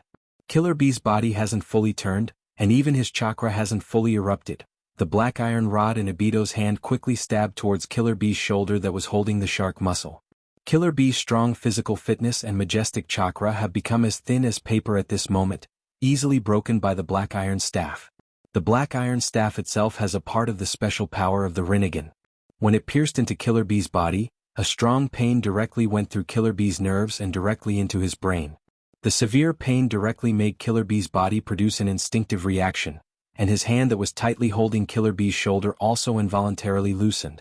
The huge Killer Bee's shoulder fell directly on the ground, loosening the black iron staff in his hand. Obito rolled on the ground and picked up the Killer Bee's shoulder. Quickly widening the distance between him and Killer Bee, Obito finally had time to look at the shark muscles that had been restless since he caught them. Seemingly aware that the person who held it in his hand has stopped moving, Killer Bee's shoulder also began to move. Opening its ferocious mouth, rotating its huge body, Killer Bee's shoulder directly wanted to swallow this master that it didn't recognize. Looking at Killer Bee's movement, Obito didn't feel that it was too troublesome. Staring at the Killer Bee's shoulder in his hand, the powerful deterrence of Manjikyu Sharingan and Rinnegan was directly applied to Killer Bee's shoulder. The killer bee's shoulder, which was still showing its fangs and claws just now, directly softened at this moment, like a docile kitten. It was directly held in Obito's hand. Obito slowly sent his chakra into the killer bee's shoulder, feeling the powerful chakra stored inside the killer bee's shoulder. His eyes flashed with a hint of understanding. Sure enough, the Kismet ghost shark didn't do nothing except pass on some incomplete information. At this moment, the Hachibi's chakra stored in the killer bee's shoulder is actually enough to support the minimum level of awakening the Geto Mazo. With the killer bee's shoulder, Obito can completely absorb the Hachibi's chakra stored in the killer bee's shoulder into the Geto Mazo. The only thing that hasn't been collected now is the Nine Tails' chakra, but Uchiha Obito also has his own plan regarding this. The Golden Horn and Silver Horn summoned by Kabuto through Edo Tensei are not as simple as combat power. If he really wants to awaken the Nine Tails, he can absorb the chakra stored in the Golden Horn and Silver Horn's body by devouring the Nine Tails' flesh and blood into the Geto Mazo. In fact, as long as Obito is willing, he can summon the Jubi. But such an incomplete Jubi, Obito doesn't really think that he can really perform the perfect Tsukuyomi world, so if possible, Obito still hopes that he can collect a complete Jubi as soon as possible, and then summon a complete Jubi to realize his Eye of the Moon project. Chapter 594. The fourth Raikage, who was fighting Sandaime Raikage, suddenly felt a throbbing feeling in his heart. He increased the amount of chakra in his hand and directly forced his father to retreat. He quickly looked back at the place where Killer Bee's chakra erupted. Killer Bee's shoulder with a black iron rod stuck in it and the gurgling blood was so conspicuous. Whether it was Killer Bee's expression or physical condition, he didn't look so good. What the hell am I doing? Seeing his younger brother in such a state, the fervor in AI's eyes due to the battle faded a lot. The purpose of coming here was to investigate why his father's chakra suddenly appeared here, but after seeing his father being controlled by the Edo Tensei, he completely lost his mind. AI was very familiar with his adopted brother. Obviously, Killer Bee was worried that he would fall into a trap on impulse, so he chased after him regardless of the fact that he had just returned to the ninja village and didn't have time to rest. But when Killer Bee arrived here, he had completely fallen into a battle frenzy. He let his younger brother face the strong man who called himself Uchiha Madara, alone, while he was fighting his father for his meaningless vanity. After Sandaime Raikage was repelled by A, he immediately attacked the place where A was. But at this moment, A didn't have the intention to fight his father who was born with Edo Tensei. "I'm sorry, father, now is not the time to be nostalgic." Looking at Sandaime Raikage rushing towards him, the fourth Raikage's eyes flashed with a trace of decisiveness. Although it seemed that Sandaime Raikage and the fourth Raikage were fighting fiercely, in fact, the fourth Raikage still instinctively held back a little during the battle. After all, although the person who is fighting with him now has no self-consciousness, he is still his father, the father who sacrificed his life for the Cloud Village. Looking at her father's figure, looking at her father's ninjutsu, the fourth Raikage subconsciously didn't want her father to disappear like this. If he could watch for a while longer, he would definitely do so. But now, his sworn brother Killer Bee was in a dangerous situation. Although his father was very important to him, after all, his father was already dead. His sworn brother, Killer Bee, was also his family. He absolutely could not give up. Such a simple choice was difficult for the fourth-generation Raikage AI, but it wasn't complicated. Raitun Ninjutsu. Looking at the Sandaime Raikage, the fourth Raikage AI roared and directly jumped into the air. The enormous lightning release chakra that was originally wrapped around AI's body had already accumulated to the maximum. The fourth-generation Lightning Shadow AI was now almost completely wrapped in blue-white lightning. Lightning Abuse Level Chio Dance. Almost all of the chakra on her body was condensed in her hand blade, and the powerful force was directly added to the body of Sandaime Raikage, whose strength has decreased because of the Edo Tensei. The powerful lightning continued to move around the body of Sandaime Raikage, and pieces of debris fell from the body of Sandaime Raikage. In the end, the Edo Tensei's body couldn't completely withstand the fourth Raikage AI's lightning ninjutsu, lightning abuse level Chio dance, and the Edo Tensei's body directly exploded and disappeared.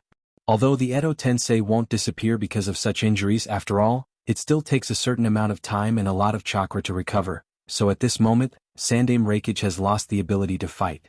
Yakushi Kabuto was originally concentrating on controlling Sandaime Raikage to fight against AI, but when Sandaime Raikage directly turned into dust under the attack of AI, this situation was a great burden for Yakushi Kabuto, and his originally sickly cheeks became even paler. The fourth-generation Reikage coldly looked at Yakushi Kabuto, although he wanted to directly rush to Yakushi Kabuto's side and kill him for playing with the souls of the dead. There were more important things for him to do at this moment. Activating his chakra with all his strength, he used almost all of his chakra to increase his speed. Like a bolt of lightning, he directly rushed towards Killer Bee's location. When he came to Killer Bee's side, he didn't say a word. He directly grabbed Killer Bee in his arms and rushed to the periphery of the battlefield with Killer Bee. Seeing a rushing to the periphery of the battlefield with Killer Bee, Yakushi Kabuto immediately came to Obito's side and said very respectfully, "Sama, we need..." Although Yakushi Kabuto only said half of his words, Obito already stretched out his hand to stop Yakushi Kabuto from continuing. "I know you want to ask me if I want to catch up with them, but I have my own arrangements. If we want to keep the fourth-generation Reikage and the Hachibi column force here, we need to pay a huge price and it's not worth it. Since it's so meaningless, it's better to let them go. Now it's not us who need to worry, it's the 5 great ninja villages. Although we used a surprise attack this time, after all, we defeated one of the 5 great ninja villages in a very short time. Now it's not us who are nervous but the 5 great ninja villages because they are standing on the opposite side of us." Although Obito said so to Yakushi Kabuto, at this moment, Obito didn't think so in his heart. The current Akatsuki doesn't need to continue to attack other ninja villages like this. After all, such an attack can only be done once, and the effect of continuing to do so is very limited. What Obito wants to do now is to stay in the Cloud Village, and use the special terrain of the Cloud Village to fight the other 4 ninja villages. With the White Zetsu army and the strong Edo Tensei, Obito is confident that he can compete with the 5 great ninja villages. As for defeating the 5 great ninja villages and unifying the ninja world, such a boring thing is not what Obito wants to do.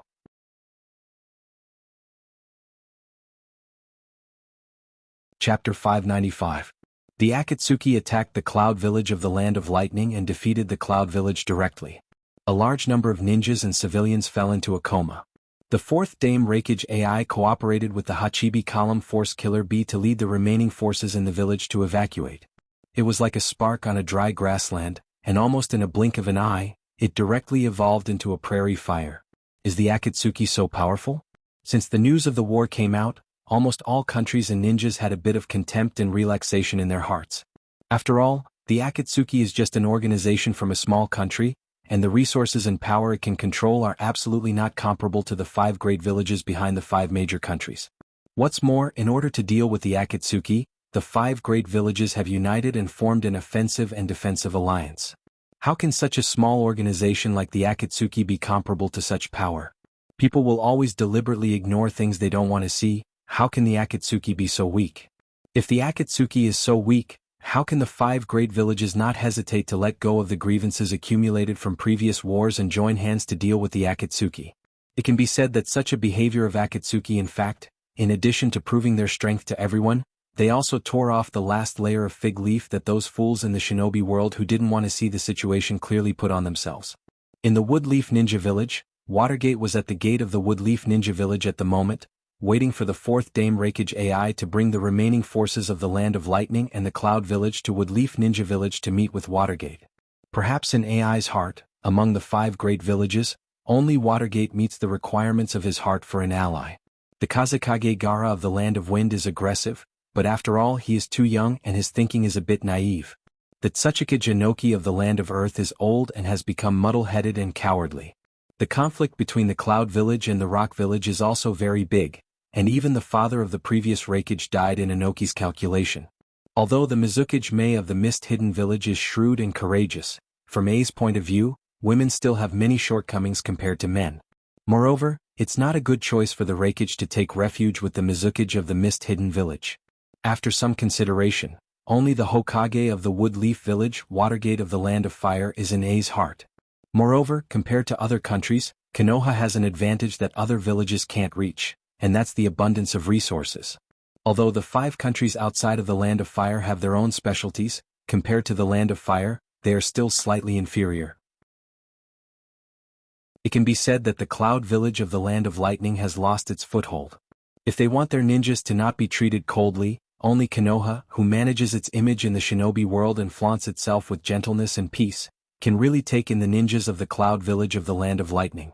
Although there will be a lot of voices that AI doesn't want to hear in the Land of Fire or Woodleaf Village, AI believes that the Woodleaf Village of the Land of Fire, Icewind Watergate, who has a high reputation in the Land of Fire, will definitely tolerate their presence and suppress other people's active ambitions. Finally, after waiting for a while, the figure of the fourth Reikage AI, the Hachibi Column Force Killer B, and the Woodleaf Ninja Nara Shikamaru, who was sent to meet the Cloud Village of the Land of Lightning, slowly appeared in front of Watergate's eyes. Behind these three people were the remnants of the Cloud Village, who seemed to have deep pain and hatred in their eyes. Hokage-sama. Seeing Watergate, the Woodleaf Ninja Nara Shikamaru immediately sped up in front of Watergate and saluted very respectfully. This time, we received a total of ninjas including the fourth Reikage and the daimyo of the Land of Lightning, and the total number of ninjas and politicians. Hearing Nara Shikamaru began to report the results of this mission, Watergate immediately waved his hand, indicating that Shikamaru didn't need to continue.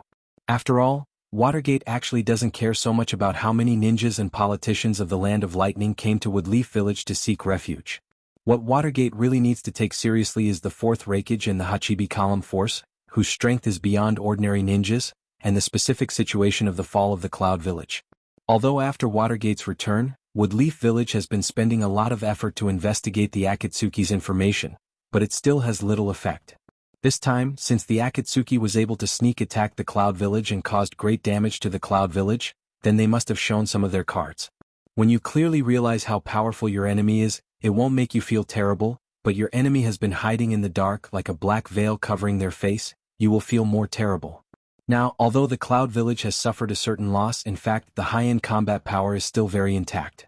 Being able to use some low-level ninjas and civilians with almost no combat power in exchange for precious information of the Akatsuki, although it may be a bit cold-blooded, but such a transaction can't be regarded as a loss, right? Hokage, seeing Watergate directly standing at the entrance of the village to receive a group of defeated soldiers, although it was expected, but it also let us once again confirm Watergate's tolerance. Such a person is destined to achieve great things, and will not be blinded by temporary gains and losses, and stick to his decision from the beginning to the end. This is Watergate. His fighting ability is very outstanding, and he is also a qualified politician and leader. Reikage-sama, you don't have to say much, everything that happened now is not what we want to see. But since everything has happened, we can't be bound by the sadness and hatred in our hearts. The Akatsuki that invaded the Cloud Village is still entrenched in the Land of Lightning, and for the time being, it seems that there is no sign of activity again. Now, what we need to do is not to feel sorry for ourselves but to work hard.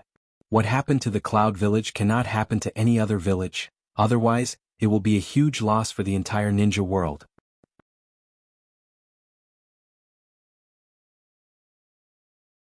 Chapter 596.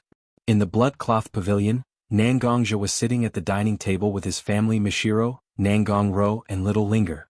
Ever since Nangongja mobilized all the disciples of the Bloodcloth Pavilion, the Bloodcloth Pavilion has been in a tense state of war preparation. However, because the situation hasn't reached the moment that Nangongja expected, although the Bloodcloth Pavilion was preparing their troops, they still didn't carry out any large-scale operations.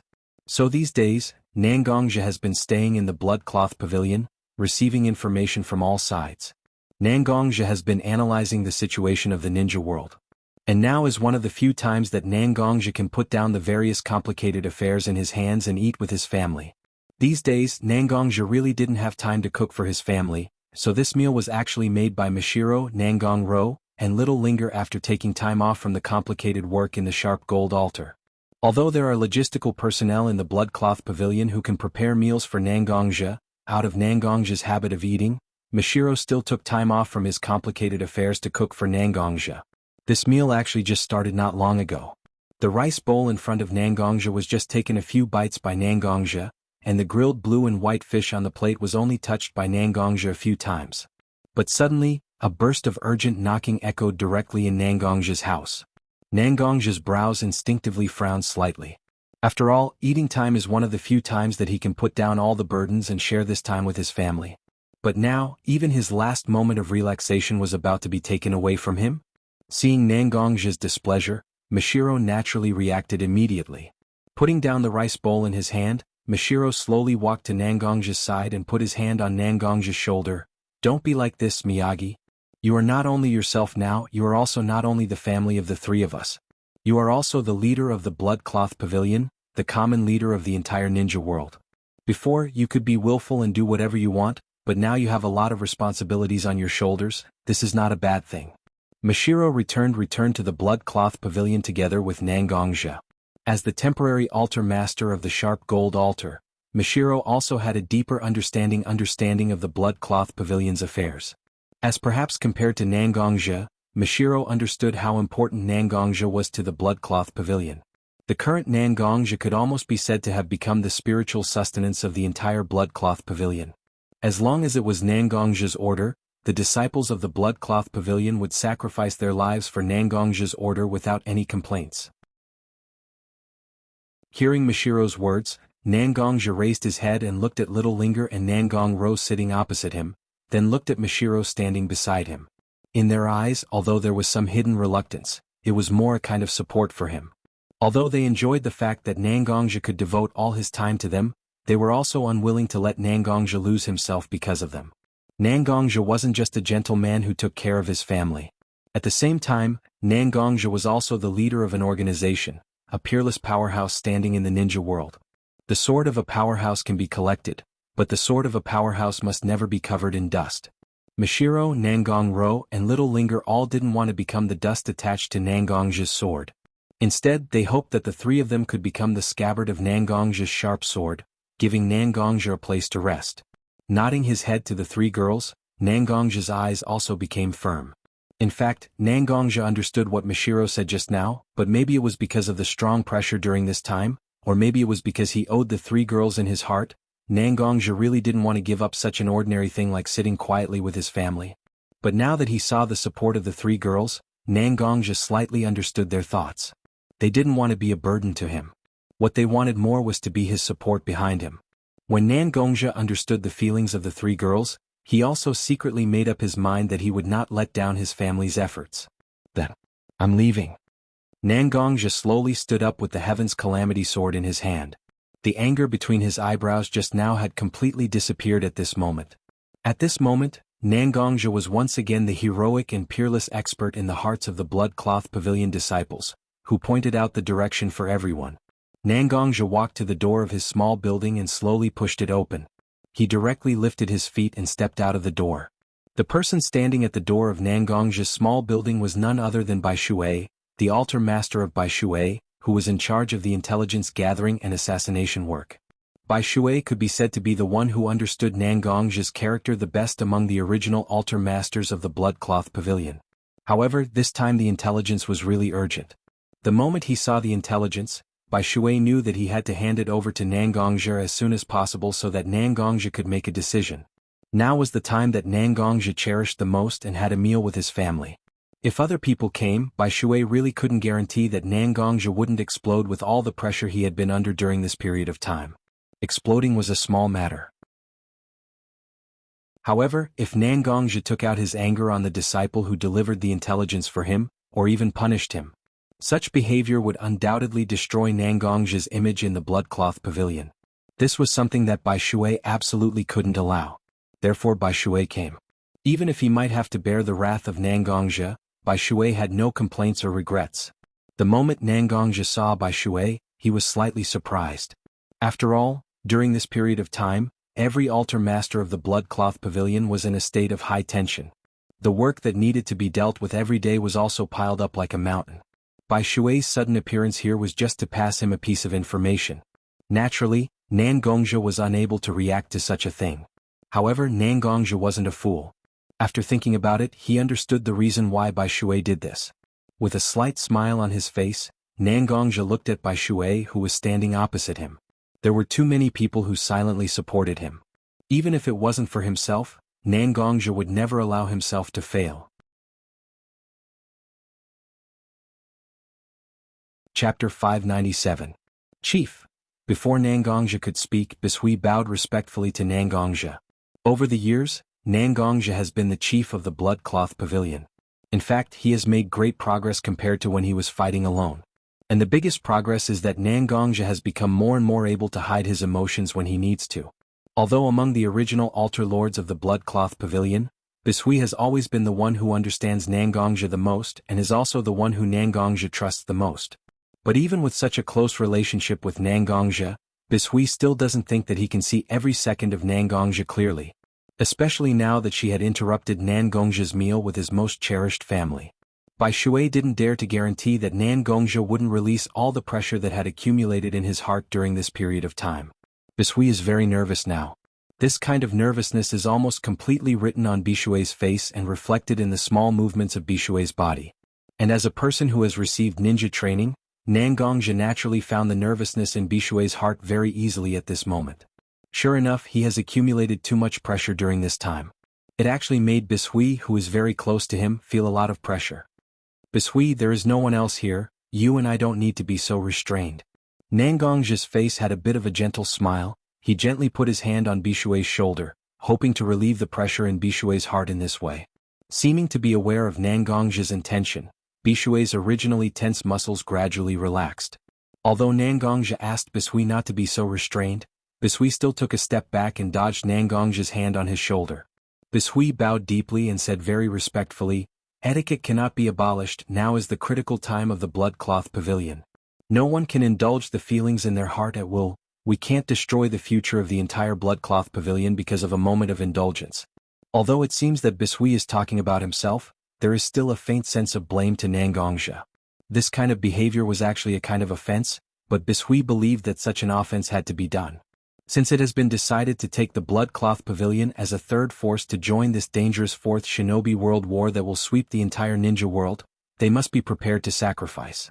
Not only did they have to sacrifice themselves on the battlefield, but they also had to put down everything they cherished and focus all their attention on this war. Hearing Bishui's slightly accusatory words, Nangongja didn't have any anger in his heart, instead he was a little touched and speechless. After all, as the head of the bloodcloth pavilion, and Bishui as the altar lord of Bishui altar, there is a great disparity in status between them. And in the bloodcloth pavilion, offending one's superior is a crime that is enough to expel a disciple of the bloodcloth pavilion from the bloodcloth pavilion. Right now, even though Bai Shui was under such pressure, she still had to voice her opinion to Nangongja. How many men could compare to her spirit and strength of character? She was no less than a man. Don't worry, Bishui, I already understand what you mean. From the moment I sat on the seat of the blood garment pavilion's first seat, I was no longer and could no longer be alone. Countless disciples of the blood-robed pavilion have entrusted their lives to me, and they have entrusted their futures to me. This is my responsibility, this is my duty. Ignoring Bai Shui's reaction, Nangongja took a few steps forward and walked to Bai Shui's side. He used his own hands to help Bai Shui up from the ground. He used his eyes to stare at Bishui's eyes, as if he hoped that Bishui could see his determination in his eyes. During this period of time I have been willful and I have also made all of you worry. From today onwards, no matter when or where, as long as there is an urgent military situation, as long as it requires me to personally deal with it, I will be on call and will not refuse. Hearing Nangongja's promise, Bishui's face finally had a slight smile. She took out a scroll from her bosom and very respectfully handed it over to Nangongja with both hands. Sure enough, it really is an urgent matter. Nangongja stretched out his hand and took the scroll from Bishui's hand. Nangongja didn't check whether there was any encryption seal on the scroll, but directly tore it open and read it. Seeing Nangongja open the scroll, Bishui also said to Nangongja, "Previously, our bloodcloth pavilion received the news about the Akatsuki organization's surprise attack on the Cloud Village, and directly defeated the Cloud Village. Now, the disciples of the Jade Water Altar have finally pieced together what happened that day through various channels. The specific details have been recorded in a scroll. Please take a look at it." Casually nodding his head, Nangongja directly looked at the scroll in his hand. The information was read by Nangongja, and Nangongja's expression became more and more dignified. White Zetsu Clone Army, Edo Tensei Army. After reading all the scrolls in his hand, Nangongja quickly noticed the two most important information. As for Uchiha Obito's attire change? Nangongja didn't take this information to heart, and the strange configuration of Obito's Rinnegan and Sharingan was not something that the disciples of Bloodcloth Pavilion could find after the war. In the known information, the White Zetsu Army and the Edo Tensei Army were the most likely to attract Nangongja's attention. The huge number of White Zetsu Army and the Edo Tensei Army that could summon the strong from the dead back to the human world, no matter which one, was a thorny problem. But now the Akatsuki organization directly grasped these two powerful and terrifying forces in their own hands. Even with Nangong's state of mind, he couldn't help but begin to worry.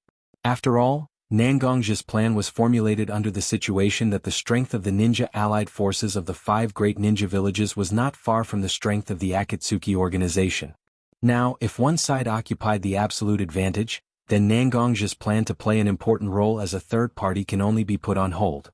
Bishui informed the Blood Cloth Pavilion.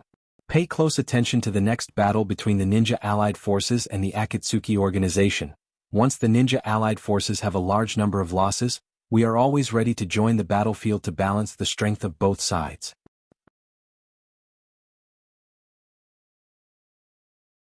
Chapter 598. It wasn't just Nangongzhe who was worried about the strength of the two major forces in the shinobi world. As one of the 5 major shinobi villages, the Hokage of Woodleaf Village, Watergate was also worried about this matter. This time, after receiving the 4th Raikage, Watergate immediately asked about the Akatsuki's attack on the Cloud Village. Although the 4th Raikage was impulsive, he also knew the importance of information. Even if he was humiliated in his heart, even if he was unwilling to accept his failure, the 4th Raikage still told Watergate the precious information that the Cloud Village exchanged with their blood and lives. Kabuto, who used the Edo Tensei and claimed that he inherited and surpassed Orochimaru. The masked man who had 1 Sharingan and 1 Rinnegan, and who hid his identity with a mask and called himself Uchiha Madara. Even Zetsu, who had been staying in the Akatsuki for a long time, also showed the strength of a Kage-level ninja when he blocked the rescue team of the Cloud Village, and he could also use an exquisite Mokuta ninjutsu. Not to mention the White Zetsu army that was roughly estimated to be at least tens of thousands of people, and the Edo Tensei summoned from the underworld. The White Zetsu army that has the strength of a Chunin, and the strong people who have died without fear of death, it's really troublesome. Even Watergate, who has always been very optimistic, couldn't help but frown. After all, whether it's the advantage of the number of White Zetsu army, or the strength of the strong people summoned by the Edo Tensei, it's a huge trouble for ordinary ninjas. Considering the strength of the Akatsuki described by the Raikage, Watergate also thought that if the Akatsuki attacked the Woodleaf Village with such strength, could the Woodleaf Village block such an attack? Even if the Woodleaf Village really tried their best to block the attack of the Akatsuki, how many Woodleaf Village members would be left alive in the end? Last time, the former leader of the Akatsuki, Nagato, invaded Woodleaf Village with his 6 paths of pain, which caused great damage to the village. The pain of war had not healed even now, and it was precisely because of this pain. This forced Watergate to find a suitable way to fight against Akatsuki and prevent them from using the same method to attack Woodleaf. But fortunately, after the Akatsuki organization invaded the Cloud Village, they almost stopped their actions. According to the investigation of the Woodleaf Village, the Akatsuki seemed to be relying on the terrain of the Cloud Village to construct layers of fortifications. Is it possible that the Akatsuki wants to give up their flexibility advantage and turn to a frontal confrontation with the ninja allied forces formed by the 5 major ninja villages? Watergate didn't know what Akatsuki was thinking by using their weakness to fight against the 5 great ninja villages, but such a method was actually a good thing for the 5 great ninja villages. After all, if the Akatsuki really insisted on using sneak attacks to deal with the other ninja villages like the beginning, maybe it won't be like the first battle with the Cloud Village, but it can also cause enough trouble for the other ninja villages. Opening the blank scroll on his desk, Watergate picked up the pen and began to write on the blank scroll. From the beginning to the end, Watergate put down the pen in his hand. Watergate almost wrote 3 invitations in one go. Forming a seal with his hands, Minato cast a sealing technique on the 3 scrolls, and then summoned his shadow guards. Hokage-sama. The moment the shadow guard appeared, he directly knelt on the ground and said to Watergate very respectfully. Watergate didn't talk much with his shadow guard.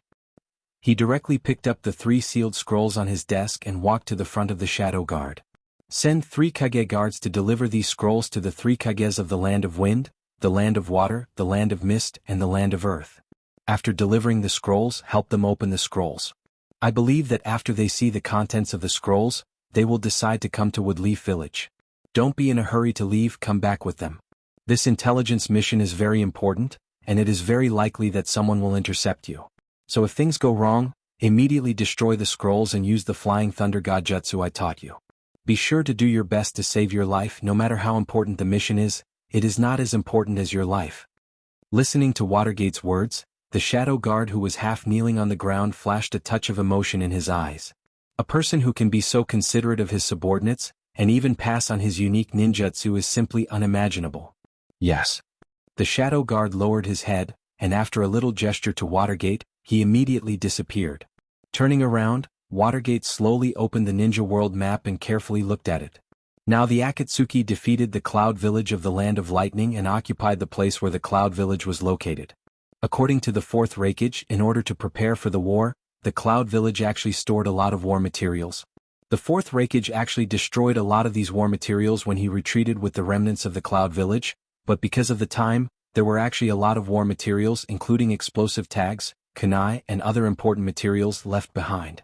If the Akatsuki really used all these materials, it would be a big trouble for the 5 great ninja villages. Just now, Watergate sent out the scrolls to inform the Kage of the information obtained from the Reikage of the other 3 ninja villages, and he hoped that the 3 Kages could come and reconvene the meeting, or even directly form the ninja allied forces to gather all forces to attack the Akatsuki that was entrenched in the Cloud Village at this moment. He absolutely can't let the Akatsuki continue to attack the other ninja villages one by one, just like the previous sneak attack on the Cloud Village. This war doesn't seem to be as simple as I expected.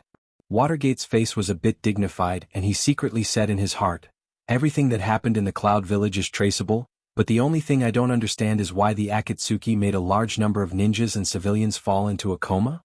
If it was just to drag down the power of the Cloud Village, then why didn't they kill the civilians who fell into a coma or even the more threatening ninjas after the defeat of the Cloud Village?"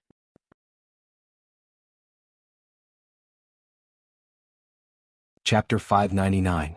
In the Woodleaf village of the Land of Fire, in a heavily guarded conference room, the Kage of the 5 major villages once again gathered together. As Watergate expected, after receiving his scroll, the Kage of the other 3 villages immediately took action. These Kage brought their trusted aides and the daimyo of their country to the Woodleaf village. Under normal circumstances, the matters between ninja villages will not involve the daimyo of each country. After all, a ninja village is a collection of military forces of a country, and the Kage of each village is the supreme leader of the country's military group. In the ninja world, there has always been a dualistic system of separation of military and government. The daimyo and the Kage are independent of each other, but they also support each other to ensure the stable development of a country. But now, standing on the opposite side of the 5 major shinobi villages is an organization that wants to break the order of the shinobi world. Such an organization naturally won't follow the default mode of fighting between shinobi villages. The daimyo of each country is the face and symbol of the country, and there must be no mistakes. After settling the daimyo of their country, the Kage of each village also came to the conference room arranged by Watergate. Everyone was sitting in their own seat and their faces were more or less heavy. "Hokage-sama, has the situation reached such a serious point?" Looking at Watergate, Sandame Watergate, Anoki, who is the oldest among them and has been in power for the longest time, said in a low voice. The White Zetsu army with the strength of more than 100,000 chunin, with excellent stealth ability and special ninjutsu. The Edo Tensei army composed of powerful people who have passed away and can't really die. Each of them is a tricky existence, and if you want to fight with such an enemy, you must be prepared for heavy losses. And the one who made Anoki feel the most pressure is the masked man who has a pair of powerful Sharingan and Rinnegan, who calls himself Uchiha Madara. The masked man's Sharingan must be at least 3 Tomo Mangekyo level, and according to the intelligence of all parties, the only one in the allied forces who can fight against the masked man is Hitaki Kakashi, who also has a Mangekyo Sharingan. However, Kakashi didn't have the blood of the Uchiha clan, so Kakashi couldn't fully exert the power of the Sharingan. Although Woodleaf also has Byakugan, one of the 3 major dojutsu, but Byakugan's ability is more inclined towards support, it is still greatly lacking compared to Sharingan and Rinnegan in combat. Did they really have to rely on human lives to fight against the masked man? But in order to defeat this masked man, how many powerful ninjas will die on the battlefield? Such a loss can't be summed up with a simple number. After all, every powerful ninja is precious to the village. Everyone, although I don't want to raise the morale of others and destroy our own prestige. But the power possessed by Akatsuki organization is indeed beyond our village in all aspects.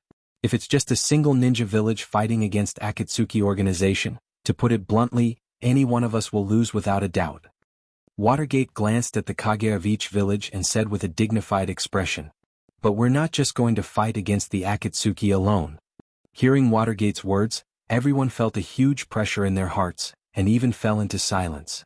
However, among the 5 shadows, one of them stood up from his seat and spoke to the other 4 with a firm expression. This person was the youngest of the 5 Kages, the 5th Kazekage Gaara, who had been a Kage for the shortest time. Just like the judgment of the 4th Reikage AI, because of his young age, Gaara still has a lot of spirit left in him that is different from the other Kage. He's not afraid of failure, he's not afraid of sacrifice, he has a different kind of confidence and persistence for victory and the future. Our 5 ninja villages have different advantages. Sunegaker's poison and puppet technique, Cloud's ninjutsu and lightning release secret technique, Mist's assassination and infiltration technique, Rock's close combat and earth release secret technique, and Woodleaf Village's fire release ninjutsu and various secret techniques are things that the Akatsuki can't have. We are afraid of the Akatsuki, but they are also afraid of us. Otherwise, why didn't the Akatsuki dare to attack other ninja villages even though they had already invaded the Cloud Village? But instead of attacking other ninja villages, they stayed in the Cloud Village. In fact, although Gaara's words are somewhat reasonable, they still can't stand up to scrutiny. But at this moment, the Kage gathered here don't need a logical analysis. What they need is someone who can bring confidence to everyone.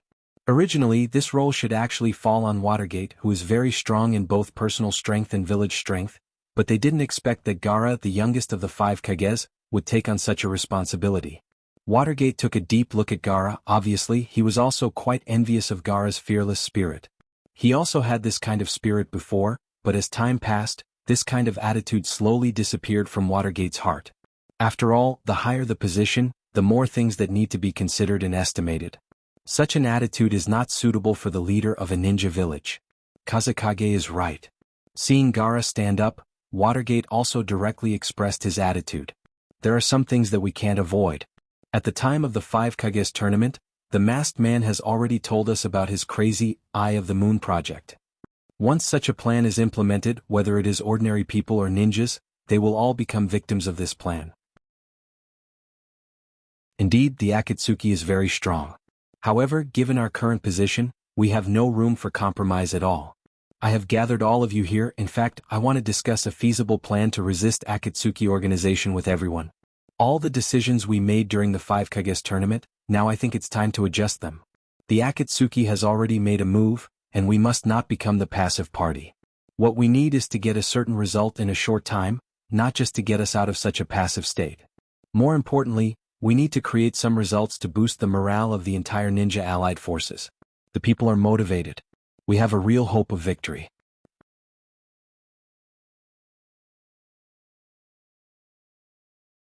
Chapter 600. History has proven countless times that when facing a powerful enemy together, the cooperation between all sides will increase. The efficiency of cooperation between people will rise to an extremely incredible level. There will be no wrangling and competition for interest during the 5 Kage tournament. This meeting went very smoothly, so smoothly that even Minato felt a little absent-minded. This meeting basically divided the combat forces and logistics forces of the 5 major ninja villages. The elite ninjas of all aspects of the 5 major ninja villages were scattered and mixed together. And this kind of mix is not a simple and crude mix, but a real organic combination after considering the abilities of the people in each ninja village. On the battlefield, the ninja allied forces were divided into 5 units. First unit, Mid-Distance Joint Army Unit. This unit was formed by Cloud Village's Ninja Darui as the commander of the unit. Most of its members are ninjas who rely on weapons and hidden weapons as their main means of attack. Second unit, Close Combat Joint Army Unit. This unit was formed by Rock Village's Ninja Kitsuchi as the commander of the unit. As the name suggests, this unit is a unit that is good at close combat among the troops of the ninja allied forces. Its role in the battle is very important, mainly to kill and contain the enemy. Although the 100,000 white Zetsu troops of Akatsuki are powerful, in fact they are more inclined to ninjutsu type. This unit that specializes in close combat will definitely cause great damage to them. Third unit, Mid-Distance Joint Army Unit. This unit was formed by Hataki Kakashi of Woodleaf Village as the commander of the unit. Although it is called a close combat unit, in fact this unit is a comprehensive unit. Among them, there are ninjas who are good at fighting, and also ninjas who are proficient in medical ninjutsu. Of course there are also ninjas who are good at sealing. After all, among the combat forces of the Akatsuki, The Edo Tensei is a unit that cannot be defeated by conventional means, and can only be sealed by sealing. 4th unit, Long Distance Joint Army Unit. This unit was formed by Nara Shikamaru of Woodleaf Village as the commander of the unit. Most of the ninjas in this unit are proficient in long-distance attack ninjutsu, and some members are good at defense to protect ninjutsu-type ninjas.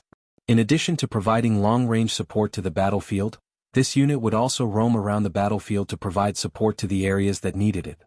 5th unit, Special Combat Unit, led by Woodleaf Ninja Village Inazuka Kaku, led by ninjas who use special ninjutsu or special fighting methods. Although it's called an army because their specialties and skills are different, it's actually just a scattered name. When the ninja allied forces need all the special talents, they will be transferred from this army. In addition to these 5 troops on the battlefield, there were several other troops that had been divided up. The first was the intelligence unit led by Inoichi Yamanaka of the Woodleaf Village and Ao of the Mist Village.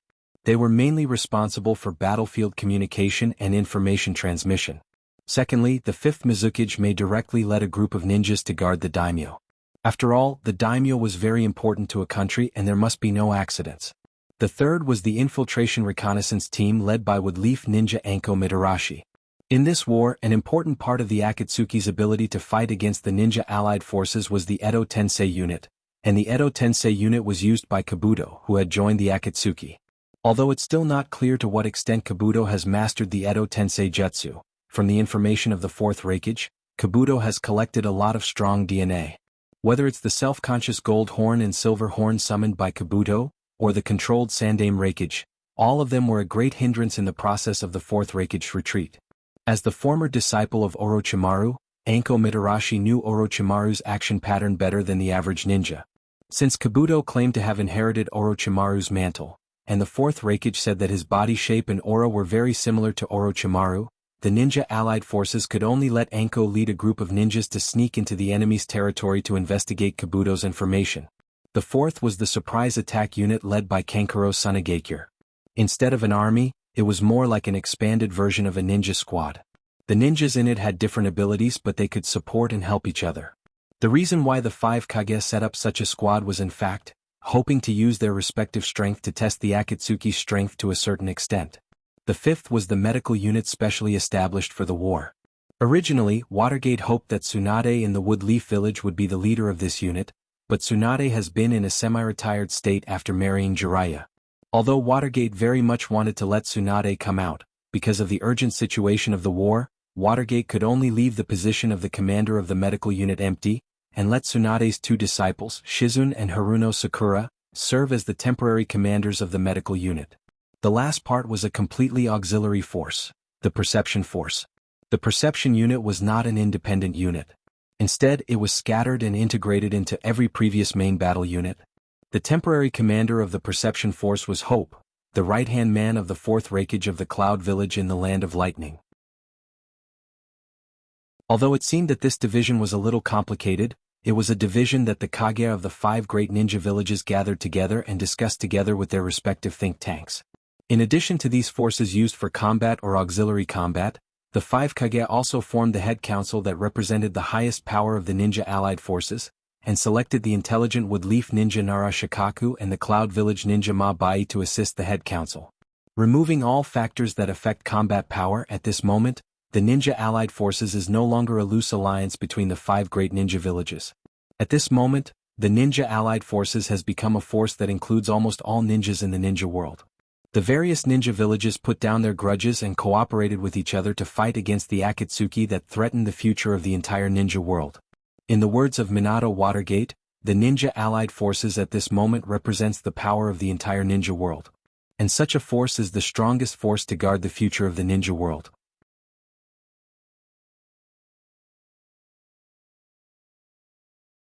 Chapter 601.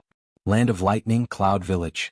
Above the Reikage building, which originally belonged to the 4th Reikage AI, Uchiha Obito was standing at the top of the building, staring at the ninja allied forces that were constantly gathering outside the Cloud Village. The Cloud Village itself was located at a relatively high altitude, and there were often fierce winds sweeping through the Cloud Village.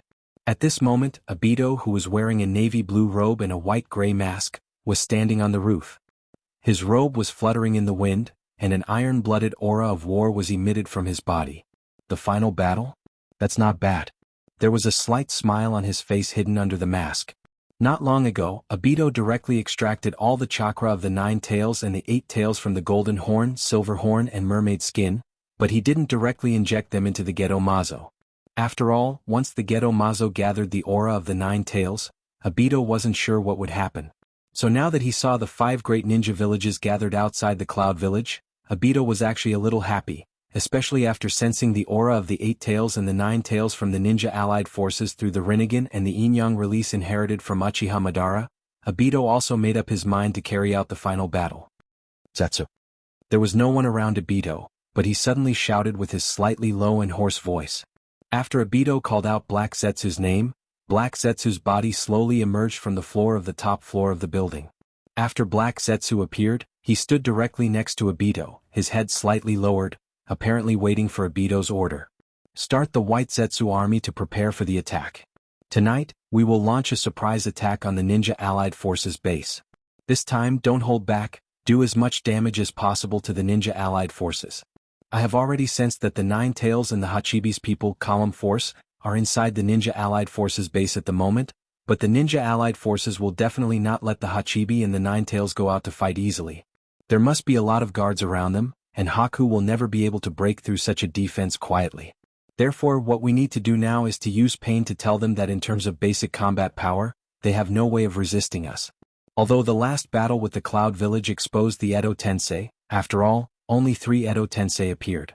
The Ninja Allied Forces can't imagine how powerful the Edo Tensei are. After mistakenly estimating our high-end combat power, the Ninja Allied Forces will definitely send their own Jonin or even Kage-level powerhouses to suppress the White Zetsu army. At this time, we can take the opportunity to send out the Edo Tensei and cause enough damage to these arrogant Jonin and Kage. At that time, due to the war situation, they will have to send their own people column force to fight us. At this time, it's time for us to capture the Hachibi column force and the 9 Tails column force.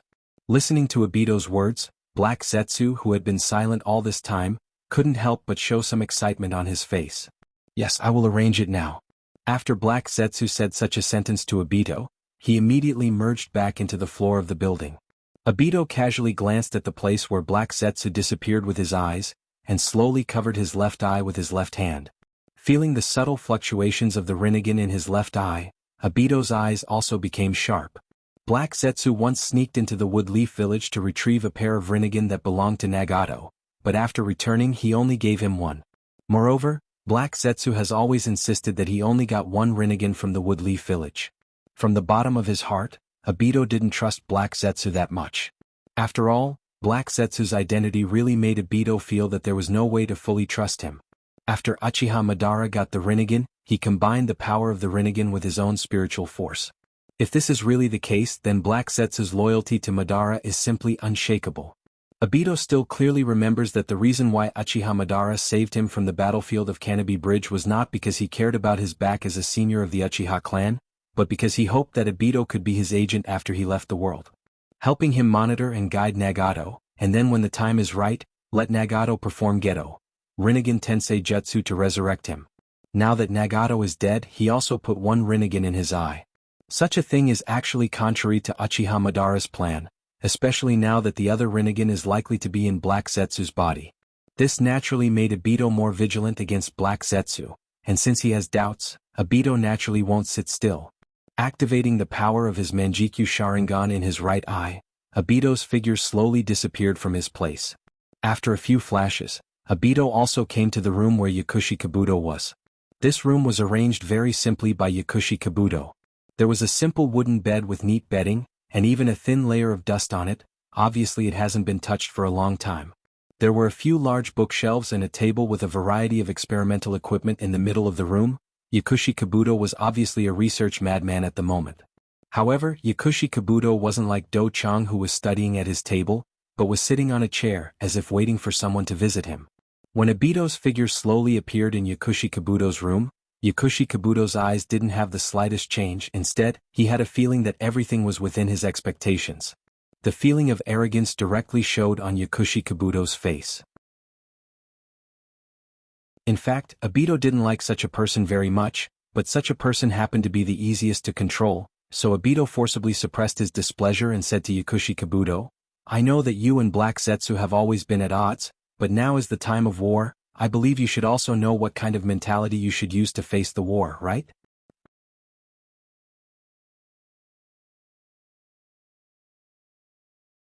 Chapter 602. Since the ninja allied forces began to gather in front of the Cloud Village, Kabuto knew that Obito would definitely come to see him. After all, the 100,000 White Zetsu army led by Black Zetsu and the Edo Tensei army under his command were the main forces of this war. But due to various reasons, even though the Edo Tensei army had collected a lot of DNA from the deceased, there was no way for the Edo Tensei army's combat strength to be enhanced. So in Kabuto's mind, Obito would definitely come to him to find a way to control more Edo Tensei. But at this moment, the moment Obito appeared, he actually said such threatening words to Kabuto. This was something that Kabuto didn't expect. Although Obito's words were beyond Kabuto's expectations, Kabuto wasn't so panicked, because no matter what Obito said, his Edo Tensei was an important force that Obito couldn't give up. In other words, Kabuto was still somewhat fearless. Seeing that his words didn't make Kabuto feel a sense of crisis, Obito didn't feel much surprise. After all, Kabuto had a long experience in hiding, concealing and controlling his feelings wasn't that difficult for him. This battle is very important, even if it's the final battle, there's nothing wrong with it. So I absolutely won't allow some internal reasons to lead to the failure of this war. I think you also know this. Obito slowly paced back and forth in Yakushi's room. He walked to a table full of instruments, picked up an experimental test tube-like glass container, and slowly rubbed it with his gloved hand. "I have roughly formulated the next strategy, and the Edo Tensei in your hands will play an important role in it. But now it seems that the power of the Edo Tensei is not strong enough, so I came this time to find a way to let you control more Edo Tensei, and then enhance the power in our hands." Sure enough, hearing Obito's words, Kabuto's slightly suspended heart was also relieved. No matter what kind of attitude Obito uses to treat him, no matter what kind of words Obito uses to modify his behavior, in fact, Obito's ultimate goal is still to strengthen the strength of the Edo Tensei as expected. Alchemist Pocket didn't take the threatening words from before to heart, or it could be said that Alchemist Pocket hid them deep in his heart. Slowly standing up from his seat, Yakushi tidied up his robe and said to Uchiha Obito, "Actually, I've also considered how to strengthen my control over the Edo reincarnation. After a few rounds of thought and experimentation, I finally found a way to strengthen my control over the Edo reincarnation." He adjusted the glasses on the bridge of his nose slightly, and a wisp of light flashed through his eyes. The Edo Tensei itself is a forbidden technique developed by the second Hokage of Woodleaf Village, Tobarama Senju, but due to various factors, this ninjutsu wasn't fully developed. Later, one of the three Sannin Orochimaru found this incomplete ninjutsu from the Scroll of Seals, and thought that he could develop a ninjutsu that transcends life and death and obtain eternal life from it. During the study of eternal life, Orochimaru gradually perfected this ninjutsu. However, Orochimaru himself has undergone many transformations on his body, and the nature of his chakra has also changed a lot. In the end, this ninjutsu has almost become a ninjutsu specially made for Orochimaru, and it's difficult for others to use it. The reason why I can use this ninjutsu is that I used the power of Sage Mode to forcibly integrate Orochimaru's cells and chakra, which made my chakra nature change to a certain extent. But such a change is still not enough. My own chakra nature is still a certain degree of difference from Orochimaru's own chakra nature. If I want to improve my ability to control the Edo Tensei, then I must get more of Orochimaru's chakra, and make my chakra more similar to Orochimaru's own chakra nature. And I already have a target for the person who has a lot of Orochimaru's chakra, that is Orochimaru's former disciple, Mitarashi Anko, who has the first-generation curse implanted in his body. There must be a lot of Orochimaru's pure chakra in the curse mark on his neck. Mitarashi Anko? A familiar name rushed into Uchiha Obito's ears. After all, Mitarashi Anko and Obito can be regarded as ninjas of the same generation. But as Orochimaru's disciple, Mitarashi Anko actually has almost no intersection with the ordinary Uchiha Obito. At most, the two have met a few times because of the war, that's all. But from his memory, Uchiha Obito confirmed the truth of Kabuto's words. Is that so? What I need is Mitarashi Anko. What a coincidence. Just before, Uchiha Obito has received information from White Zetsu's clone lurking outside the Cloud Village, that a team led by suspected Woodleaf ninja Mitarashi Anko sneaked into the Cloud Village. At that time, Obito didn't care. After all, with Mitarashi Anko's ability, he couldn't really sneak into the core area of the Cloud Village, which was built by Akatsuki. But now, Kabuto actually said that Mitarashi Anko was the key to strengthening the Edo Tensei, which made Obito feel a little bit sleepy, as if he had received a pillow. Uchiha Obito began to quickly make hand seals, and a ninjutsu that needs to be combined with the power of Rinnegan was quickly cast by Obito. Originally, because of the blowing wind, there were no clouds in the sky above the Cloud Village, but at this moment, slightly dark clouds slowly condensed, and after a little brewing, it began to slowly drizzle. Ninjutsu, Rain Tiger Freedom Jutsu. Originally, when this ninjutsu was cast, it needed to cooperate with the rainy weather, but now with the power of Rinnegan, it actually created a sporadic drizzle that covered the entire Cloud Village.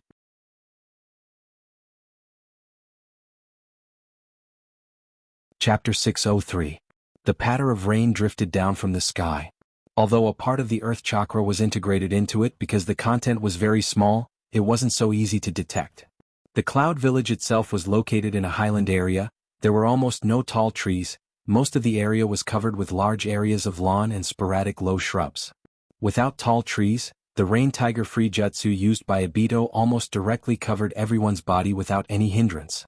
Mitarashi Anko, who was carrying out the infiltration mission, tried her best to find the trace of Kabuto and then find an opportunity to stop the Edo Tensei team.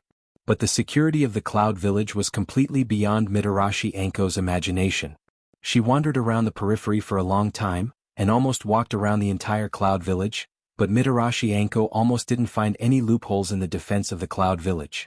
During this period of time, the Akatsuki's full operation and a large number of manpower and material resources were invested in the Cloud Village, which made the originally heavily defended Cloud Village become a watertight iron bucket. Such a situation made Anko impatient. After all, the war is getting closer and closer. If she doesn't do anything, then the Allied ninja forces will have to face a group of dead powerhouses who can't be destroyed but can only be sealed. How much damage will the Allied ninja forces suffer if that happens? Anko simply couldn't imagine. Damn it! What should we do to sneak into the Cloud Village? Anko's temper was not so good, especially after suffering a huge pressure. She finally couldn't suppress her anger. The three members of the reconnaissance team, Abure Moda, Hyuga Takuma, and Lan Hua, although they didn't directly burst out like Anko, their faces were also very ugly. Especially when the sky became very gloomy and even started to drizzle, the mood of the four members of the Red Bean squad, including Red Bean, also became gloomy. Mitarashi Jonin, what should we do now?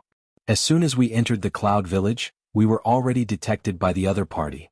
But because our mission is urgent, we took the risk to enter the Cloud Village, hoping to find as much information about Kabuto as possible. Now we have been in such an environment for so long, if we don't leave, even if the Akatsuki in the Cloud Village reacts slowly, they will definitely attack us. Since we can't find the possibility to sneak in now, should we retreat? In the Anko squad, Hyuga Takuma, a ninja of the Hyuga clan, suggested to Anko. That's right, after the infiltration team led by Anko entered the Cloud Village, it wasn't only the White Zetsu that discovered the traces of the Anko squad, but the Anko squad also discovered the White Zetsu that wasn't very strong. After all, in the Anko squad, all the members were Jonin or special Jonin level ninjas, and among them Hyuga Takuma and Abure Moto were very powerful perception ninjas. Although they couldn't directly pinpoint the location of the White Zetsu clone, they could still detect it.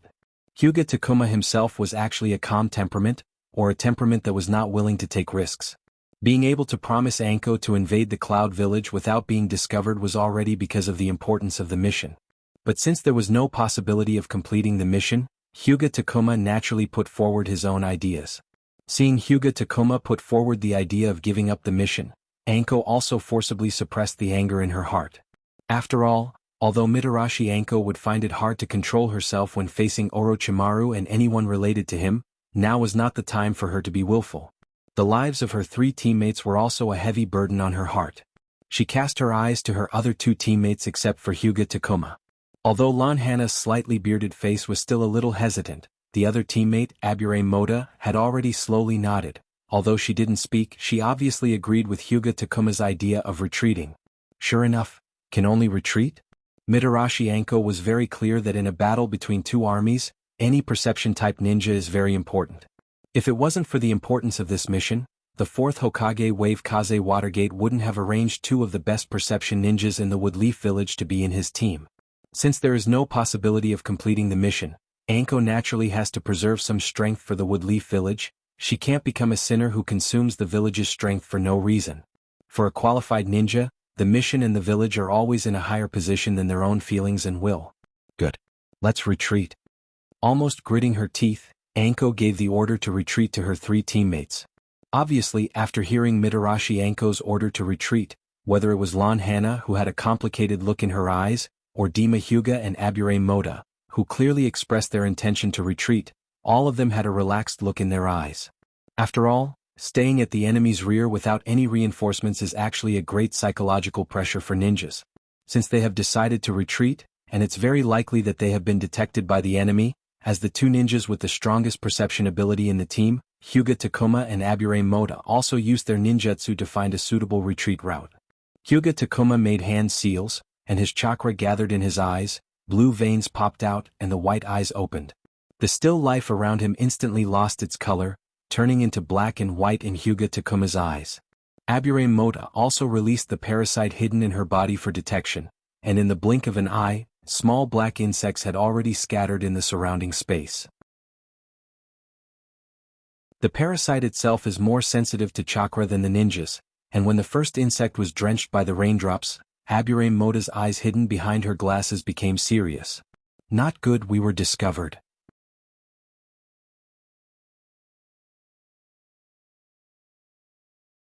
Chapter 604. The Banshee's perception of chakra is far beyond the human's perception ability. When the Banshee came in contact with the raindrops cast by Yin-Yang release and Rain Tiger technique, it quickly noticed the faint chakra in them. How can ordinary raindrops contain chakra? Almost instantly, Abure Mao Tian already knew that the whereabouts of the 4 of them have been discovered. Hearing Abure Mao Tian's words, the other members of the scouting team also became nervous. Although they already knew that their whereabouts were exposed when they entered the Cloud Village, but now that Abure Mao Tian said this, it's not as simple as their whereabouts being discovered. It's very likely that their whereabouts have been completely grasped by the Akatsuki. How is it possible? How did they? Hearing Abure Mao Tian's words, Lan Hua couldn't help but say with a bit of surprise. But before she finished speaking, Lan Hua was completely speechless. Because Lan Hua keenly discovered that not far away from them, the air began to distort out of thin air. Before entering the Cloud Village, all the members of Mitarashi Anko's squad read the joint statistics of the 5 great ninja villages about the members of Akatsuki. The masked man called Uchiha Madara, who can use space ninjutsu and single-handedly started the 4th Shinobi World War, has some understanding of this masked man. Isn't this a sign of space ninjutsu used in the records? Seeing such a sign, everyone couldn't help but get nervous. After all, although the members of Mitarashi Anko's squad have the strength of Jonin or Special Jonin, in fact, only Mitarashi Anko and Lan Hua have the strength of a Jonin. The other 2 members, Hyuga Takuma and Abure Mao Tian, are actually Special Jonin because of their superior perception ability. Specifically speaking of combat ability, they are only at the level of an elite Chunin. Get ready to fight. Looking at the appearance of space folds, Mitarashi Anko immediately began to shout loudly, and one of her hands took out a kunai and put it on her chest. However, Red Bean also placed her other hand behind her back and signaled to her 3 teammates, "The situation is critical, retreat when the opportunity arises." Dima Hyuga, Abure Moda, and Lan Hana also tensed up after seeing Anko Mitarashi's sign language. Indeed, according to the intelligence, the masked man's strength was unfathomable, and he wasn't an existence that could be resisted by Jonin or even Chunin-level ninjas. Can't find. Obito's figure slowly emerged from the space ripples. He spoke with a strange emphasis, like a child who was addicted to hide-and-seek and found his little friend hiding in a secret place. He spoke with a bit of excitement and banter, but compared to a child, Obito's voice was undoubtedly more terrifying and threatening. If he was discovered by Obito, not only would he lose the game, he would also lose his life. Soft Fist Technique, 8 trigrams 64 palms. After seeing Uchiha Obito's body completely appear in space, Hyuga Takuma, who is the best at close combat in the 4-person team, immediately launched an attack. As a close combat ninja, Hyuga Takuma is very clear about his duty.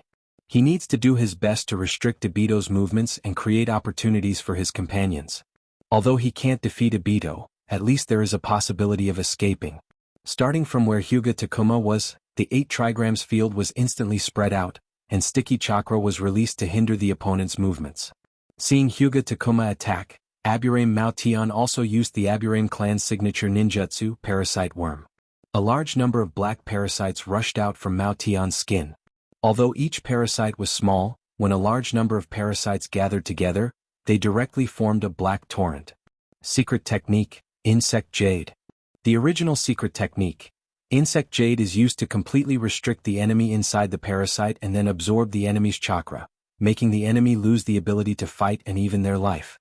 But at this moment, in order to leave room for Hyuga Takuma to attack, the parasites turned into a black ribbon under the control of Mao Tian and surrounded Obito's body at high speed. Seeing that Obito was controlled by the parasites, Hyuga Takuma didn't hesitate to rush forward, with a large number of chakra on his hands, aiming at all the acupuncture points on Obito's body. Hyuga Takuma wanted to seal all the acupuncture points on Obito's body, and then make him lose the ability to use space ninjutsu. As long as Uchiha Obito can't use space ninjutsu, their team members have a chance to escape. The struggle of an ant. Looking at Takuma Hyuga rushing towards him and Aburame Mao Tian in the distance, who was constantly controlling the parasites in an attempt to control him, Obito's eyes became colder and colder. Once upon a time he was also like this. In order to protect his teammates and his own beliefs, even if he saw a powerful existence, he didn't have the slightest fear, but it was precisely because of this that he lost his most beloved person and half of his body.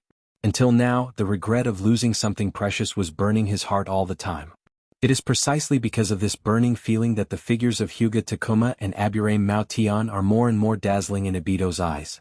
Slightly lowering his head, his 3-tomo Sharingan instantly transformed into Mangekyo Sharingan, and Mangekyo Sharingan Dojutsu Kamui was instantly activated. Uchiha Obito's body began to become illusory, and Uchiha Obito directly walked out of the parasites that were surging around him at high speed. Seeing that Obito directly ignored the parasites and the shackles of the 8 trigrams domain, Hyuga Takuma was very surprised. But at this moment Hyuga Takuma was in a state of high-speed movement, and it takes some time for him to change his technique. But will Obito give Hyuga Takuma such a time? Obito also accelerated his speed, and his illusory body rushed straight in the direction of Hyuga Takuma. Obito used this technique on Killer Bee, the Hachibi column force, and now he is using it on Hyuga Takuma. Obito's illusory body directly passed through Hyuga Takuma's body. At the moment of passing through, Obito immediately condensed his chakra into a black iron rod, and directly inserted it into Hyuga Takuma's heart.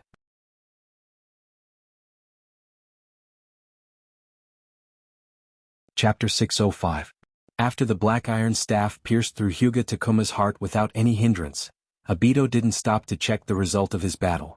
Instead, he looked at Hyuga Takuma, who was standing slightly behind Takuma. Indifferently and decisively, he pulled out the black iron rod in his hand. Blood flowed directly from the round wound on Takuma's chest. His lifeless eyes were wide open, and his weak body fell directly to the ground.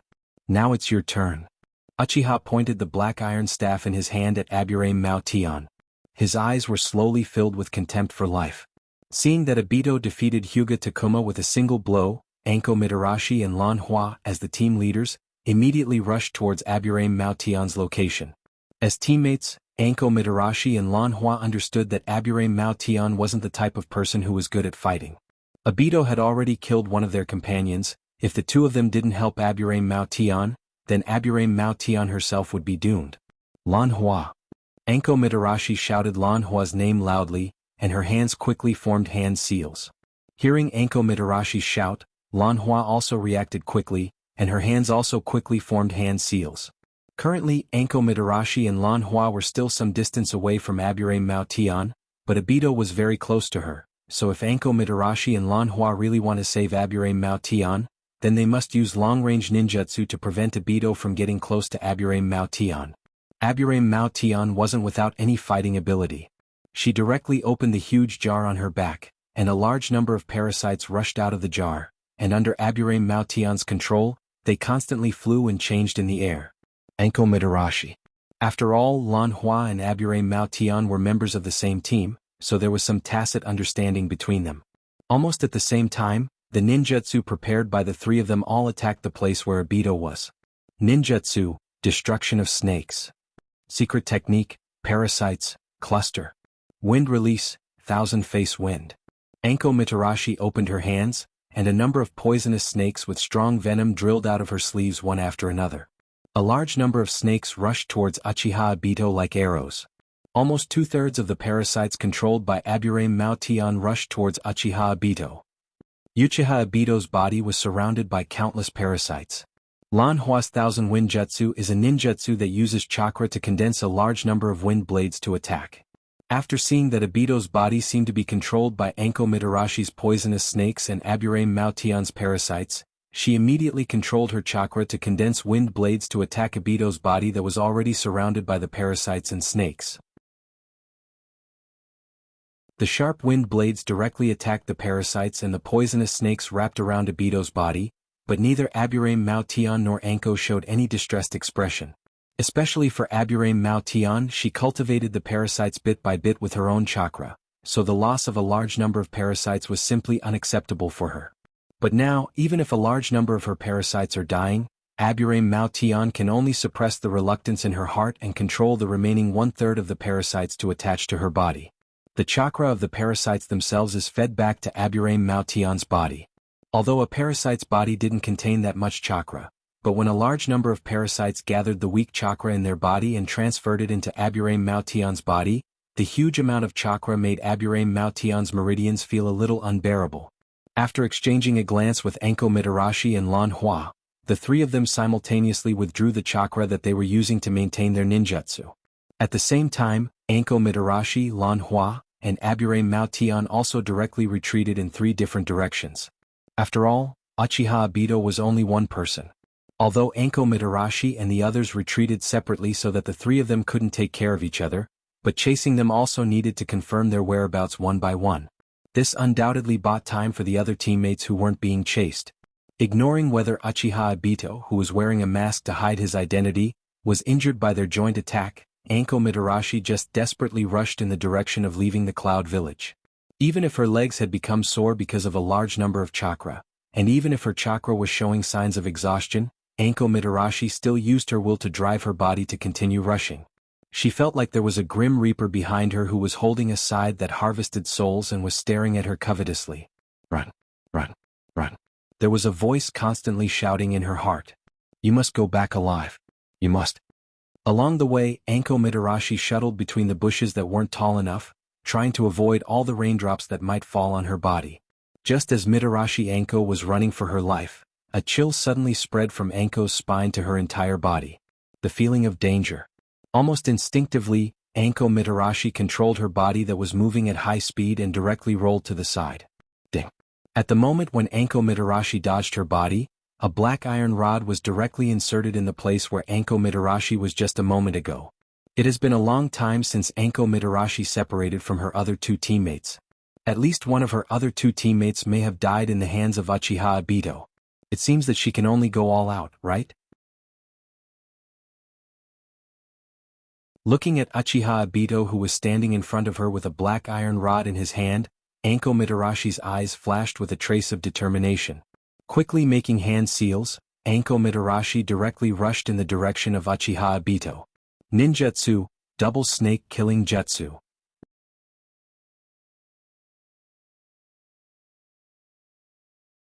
Chapter 606.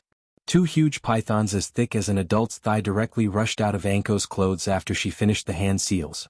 One of them wrapped around Anko's body, and the other one rushed directly towards Uchiha Obito like a ghost, directly entrenched on Uchiha Obito's body. Seeing that Obito was controlled by the pythons, Anko also quickly approached Obito's side, and put her hand together with Obito's gloved hand. As long as she can use her hand and Obito's hand to make the U-hand seal at the same time, then her and Obito's chakra will be completely absorbed by the two pythons, and the huge chakra will directly detonate the two pythons, and then kill the two people entangled by the pythons at the same time. This is the most powerful ninjutsu that Anko learned from Orochimaru, and it's an S-class forbidden technique used to perish together with the opponent. Why don't you guys have any creativity at all? In the end, one or two of you think you can really perish together with me? It's really boring.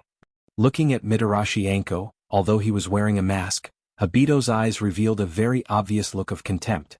From Uchiha Obito's words, It's not difficult to see that the people who were chased by Uchiha Obito before Anko also wanted to perish together with Obito, but obviously it didn't work. However, Mitarashi Anko still has full confidence in this double snake fusion jutsu. After all, this ninjutsu is an S-class forbidden technique personally developed by the genius of a generation, or rather, the ghost of Orochimaru. No matter how much Mitarashi Anko resents Orochimaru, the fear and respect for Orochimaru that was cultivated since childhood made Mitarashi Anko believe that once this ninjutsu is completed, she will definitely cause enough damage to Uchiha Obito. Grabbing Uchiha Obito's hand, she made the U-hand seal with his hand, and all the chakra in Anko's body began to pour into Obito's body. Under normal circumstances, Anko's own chakra will guide all the chakra out of Obito's body and inject it into the two pythons, and then detonate them at the same time. Whether it's the caster or the target, they will die at the same time. Anko used the U-hand seal with Uchiha Obito to transfer her chakra into Uchiha Obito's body, but when Anko released a large amount of chakra, she found that there was no way for her chakra to invade Uchiha Obito's body. This feeling is like the hand seal with her is not Uchiha Obito, but a piece of wood or a stone. What? Stone? When such a thought appeared in Anko's mind, an idea rose in her mind. From the information collected by the 5 great shinobi villages, the masked man has the Manjikyu Sharingan, which is far superior to the 3 Tomo Sharingan. After the hypnotic eye of the Sharingan evolved into the Manjikyu Sharingan, there must be a qualitative leap. So is it possible that she really unknowingly fell under the genjutsu of the Sharingan, and the target she is controlling now is not the real, masked man? Catching the surprise in Anko's eyes, Uchiha Obito's eyes finally flashed with some appreciation. Sure enough, you are worthy of being a ninja trained by Orochimaru. Although you were abandoned by Orochimaru in the end, your ninja accomplishment is also one of the best. You didn't even realize what was going on at the last moment. Worthy of praise, but unfortunately it's useless. You should be glad that you are still useful to my plan, otherwise, you can only be buried in a foreign land like your other 3 companions. After Obito finished his sentence, his body slowly faded, and even his physical features gradually changed, turning into a wooden puppet of the same size. This is the strategy achieved by Obito and his hidden jutsu, would release, would clone, combined with the genjutsu of the Sharingan.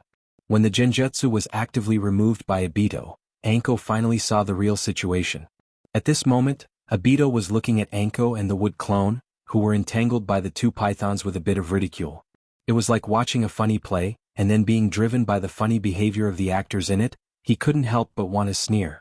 Originally, Anko wanted to use the twin snake fusion jutsu to perish together with Obito, but at this moment, it became a fatal action to restrict her movements. Anko could only watch Obito slowly walk towards her, but there was no way to respond at all.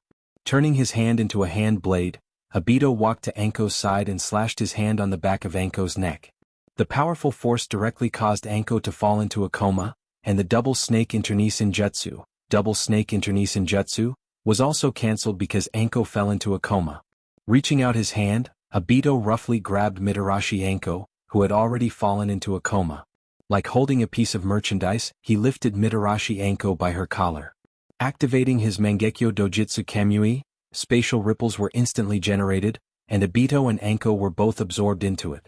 In Yakushi Pocket's room, spatial ripples were generated out of thin air, and Uchiha Obito directly appeared in the room with Anko in his hand.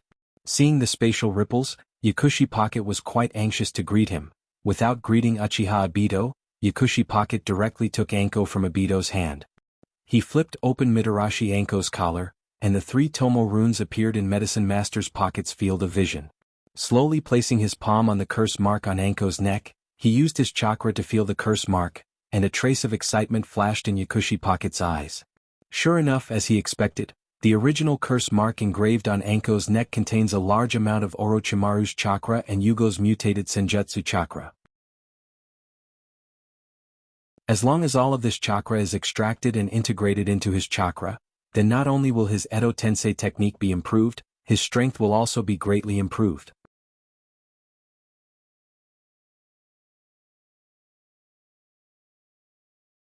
Chapter 607. I'll leave her to you. But I also hope that you won't give me a result that I don't want to see. Looking at Kabuto's eyes full of excitement, Obito's tone was quite indifferent.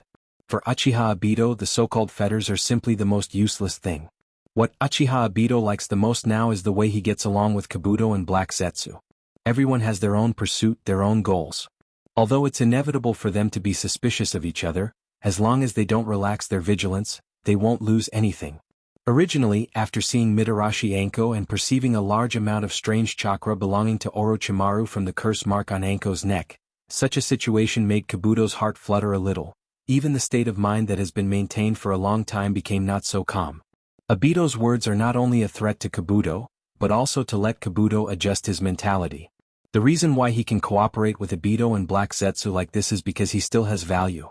Once he uses this value as his capital to run rampant, then he will eventually be kicked away by Uchiha Obito and Black Zetsu, and even his life will be taken away.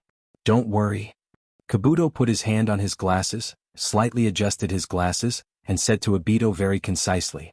Then he directly picked up Mitarashi Anko and put her on a medical bed in his room that is obviously used for human experiments. At the latest tonight, I will let you see the results. Hearing Baguette's words, Obito slowly nodded his head. Time passed little by little. The sky was gradually shrouded by the light muslin of the night.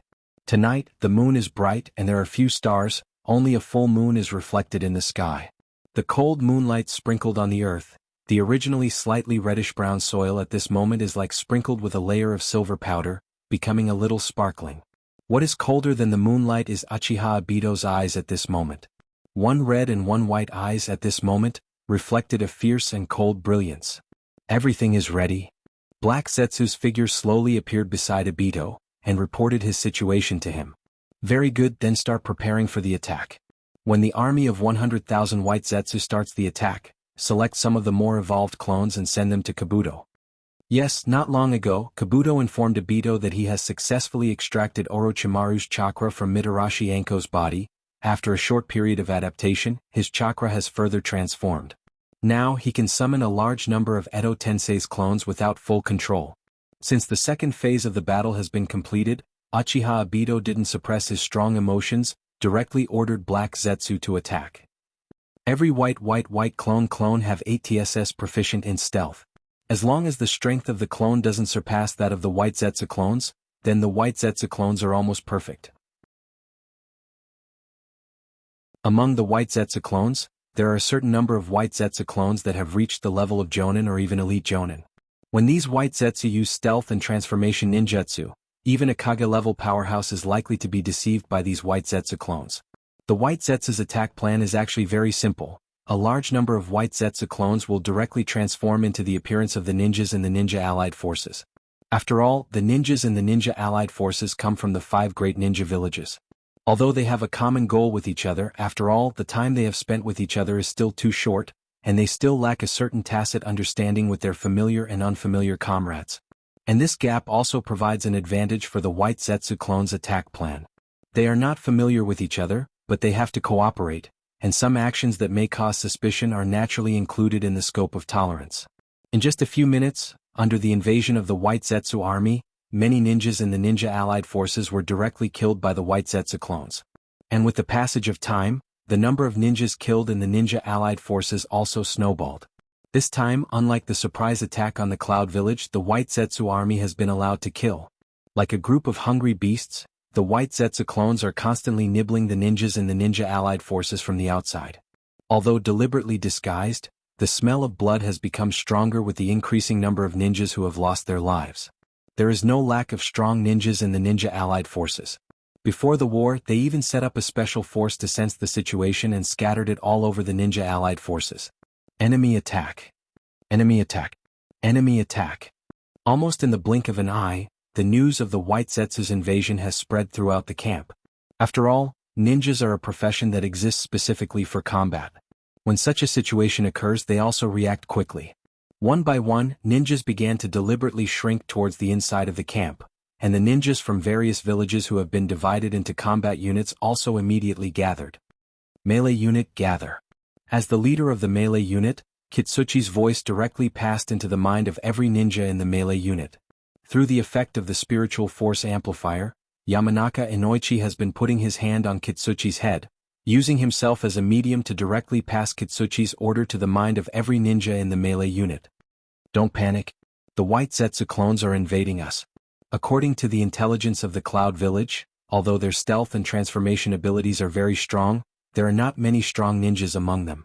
Now, the melee unit immediately gather and use your ninjutsu to resist the White Zetsu army that has already revealed themselves.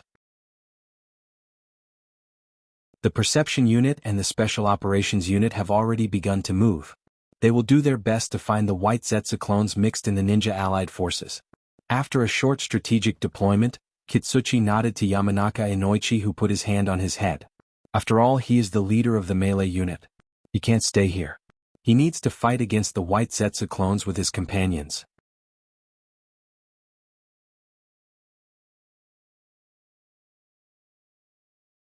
Chapter 608. White Zetsu clones have already launched an attack on us. Although the melee forces and other ninjas are doing their best to resist, White Zetsu's transformation and stealth ability are indeed a major problem that can't be ignored. There are even powerful Jonin and elite Jonin among the White Zetsu clones. Now they have posed a great threat to our combat forces. According to incomplete statistics, we have lost nearly half of our ninjas. At the Ninja Allied Forces Command Headquarters, Yakuj Assistant Officer Maibui from the Cloud Village of the Land of Lightning received the information from the front line, and after a short reading he said to the Kage sitting in his chair. Except for Terumi Mei, who is responsible for guarding the 5 major countries, the Kage from other villages are now here. Hearing Mabuyi's words, everyone's eyebrows furrowed slightly. It's just the first contact at the beginning of the war, and the ninja allied forces have already suffered such a large loss? After looking at the other Kage sitting beside him, Gaara sat up from his seat and said to the other Kage, "Don't worry, Kage. It seems that if there is no strong way to deal with the White Zetsu army, we will definitely suffer more losses. It's better for me to go to the front line now. My sand release is extremely good at large-scale attacks. With the help of the ninja allied forces, I believe that we can definitely defeat the White Zetsu clones in a short time." Seeing Gaara stand up and make such a proposal, whether it's Watergate AI, Anoki or Nara Shikaku, they didn't show any surprise. After all, compared to everyone present, Gaara is still young and he doesn't think clearly enough. "Kazakage-sama, you must calm down." Seeing the other Kage sitting in their seats, Nara Shikaku knew that it's time for him to step in. Standing up from his seat, Nara Shikaku walked to Gaara's side. His face with several scars was full of wisdom. "We are very clear about the real purpose of the Akatsuki, that is, to collect all the people of the column force and then summon the Jubi to pull the entire ninja world into the Tsukuyomi world. All of their actions are bound to unfold towards this goal, and we also have to think from this point of view." Gaara has to say that he is very convinced of Nara Shikaku's wisdom. After so many years of experience, Gaara, who was originally extreme and irritable, has become much more stable. When Nara Shikaku stood up to persuade him, Gaara suppressed his temper. When the Akatsuki attacked the Cloud Village, they deliberately controlled a large number of civilians and ninjas in the Cloud Village, but didn't take their lives. The living ninjas and civilians are actually a resource that needs to be protected. But now, why is Akatsuki massacring our ninjas? Although it can be explained that they hope to annihilate us and then defeat us. But if we think about it from another perspective, could it be that they are actually hoping to put some pressure on us through such a massacre? Hearing Nara Shikaku's words, Watergate's eyes flashed. Nara Shikaku's brief analysis almost instantly answered Watergate's doubts. But at this moment, Nara Shikaku had no time to observe Watergate's situation, but continued to explain to Gaara and even everyone who began to have doubts about the actions of the Akatsuki. The Akatsuki not only has a large number of White Zetsu army, but they also have a fearless Edo Tensei unit. If our high-end combat power, such as the Kage, really takes action, then the Edo Tensei unit of the Akatsuki will definitely take action. Currently, we still can't completely judge to what extent Akatsuki organization has used Edo Tensei, this powerful forbidden technique. Regarding all the enemies whose strength we can't completely judge, we have no choice but to use their strength to the greatest extent when we consider our strategy. Before thinking about victory, think about defeat first. This has always been Nara Shikaku's attitude. If our Kage-level powerhouses start to fight, then the enemy's Edo Tensei unit will definitely take action. Once the Edo Tensei unit of the Akatsuki has enough powerhouses to compete with Kage-level powerhouses, then all our high-end combat power will be restrained. At that time, not only our combat troops, but even our high-end combat power will fall into a bitter battle. In order to win, we will have to send Column Force, who is also a high-end combat power, to the battlefield. If the Akatsuki still has spare strength at this time, then column force won't be guaranteed. Yes, the important thing is not the victory and loss of 1 or 2 battles, but whether the Akatsuki's plan can be carried out smoothly. As long as they can prevent the Akatsuki from achieving their Eye of the Moon plan, even if the 5 great ninja villages really suffer heavy losses, it is not unacceptable. But if we don't fight now, our combat troops will really be scattered by the White Zetsu army, then what should we do? Although Nara Shikaku's words are very reasonable, but also a problem that can't be ignored was raised by Gaara. After all, the battle is not a simple arithmetic problem, it involves the human heart and many more factors. Nara Shikaku naturally knows this situation, so he has not proposed an effective solution so far. Report. The acting leader of the medical unit, Haruno Sakura, requests an audience. It is obviously the critical moment of the war, but as one of the acting leaders of the medical unit, Haruno Sakura actually came to the Ninja Allied Forces command at this moment. Such a thing is almost beyond everyone's expectations. But as the 4th Hokage of the Woodleaf Village, Watergate's face didn't have the slightest trace of astonishment. Instead, he was somewhat excited and gratified. Let her in. As the Kage of Haruno Sakura's village, Watergate directly said to the ninja who came to report. After a while, Haruno Sakura directly walked into the command center. After saluting to the several Kages, Haruno Sakura said to Watergate. Reporting to Hokage-sama, the results of the White Zetsu skull you asked Master to study have appeared. Master has conducted a comprehensive analysis of the White Zetsu's transformation ability and stealth ability, and has produced a large number of drugs to suppress their stealth and transformation ability. I request that the drugs be distributed to stop the White Zetsu clones from attacking.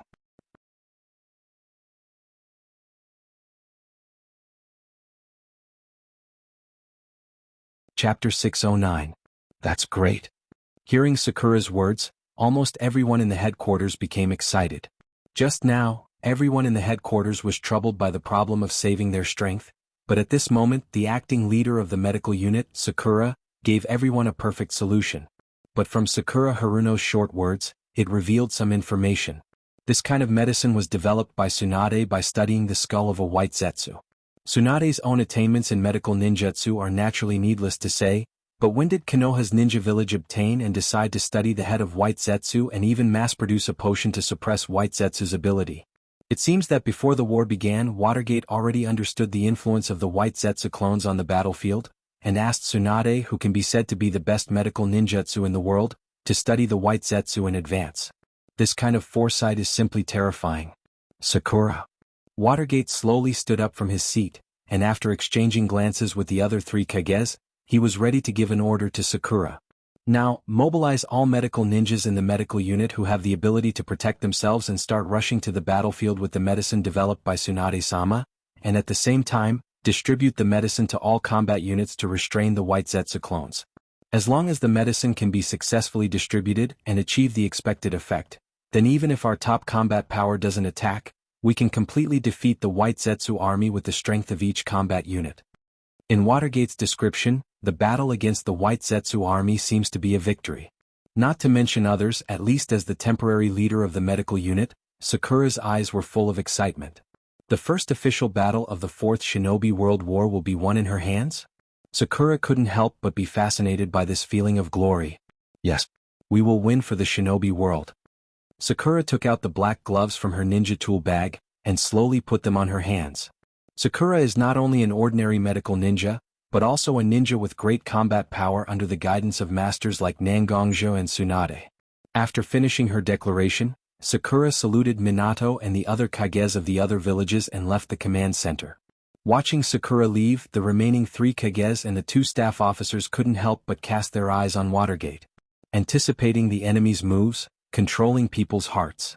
Is this the 4th Hokage of Woodleaf Watergate? Although he's not as powerful as Hashirama, who is known as the god of shinobi in the records of various villages, there's no doubt that the 4th Hokage is more scheming and will use more means than Hashirama. Such a person, if he's an enemy, must be eradicated first. If they can win him over, they must do their best to maintain a good relationship with him.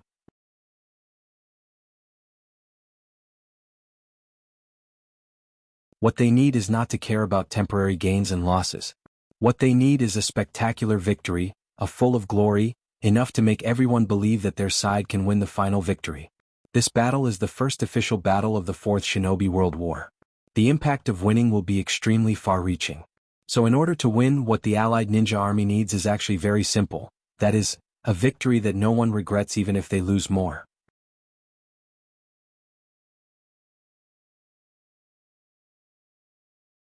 Chapter 610. There's a problem with our plan, and the attack of the White Zetsu army has been hindered. Black Zetsu stood beside Obito and described the situation on the battlefield at the moment. Black Zetsu just started talking, but Obito already put his hand in front of Black Zetsu. Obviously he didn't intend to listen to Black Zetsu. At this moment, Obito's eyes had a Rinnegan that originally belonged to Uchiha Madara, and there's a strange connection between his eyes and the Gedo Mazo. The clones of the White Zetsu were all born from the Gedo Mazo, and now when Obito put all his attention on the White Zetsu army, he could feel the current state of the White Zetsu army with his Rinnegan. The large loss of the White Zetsu army was naturally perceived by Obito. It seems that the ninja allied forces have already noticed the weakness of the White Zetsu army and found a way to restrain the strange ability of the White Zetsu army. For Obito, all of this is actually a matter of time, although this time is indeed a bit too early. However, this situation didn't bring too much pressure to Obito. After all, the White Zetsu clones are actually consumables. As long as there is enough time and chakra, he can use the ability of the Gedo Mazo to create more White Zetsu clones. It doesn't matter, the loss of the White Zetsu army is also within my expectations. Now inform Kabuto, it's time to let those who are deeply buried in the yellow earth see the light of day again. The defeat on the battlefield has made Obito decide to add the Edo Tensei army into the battle ahead of time.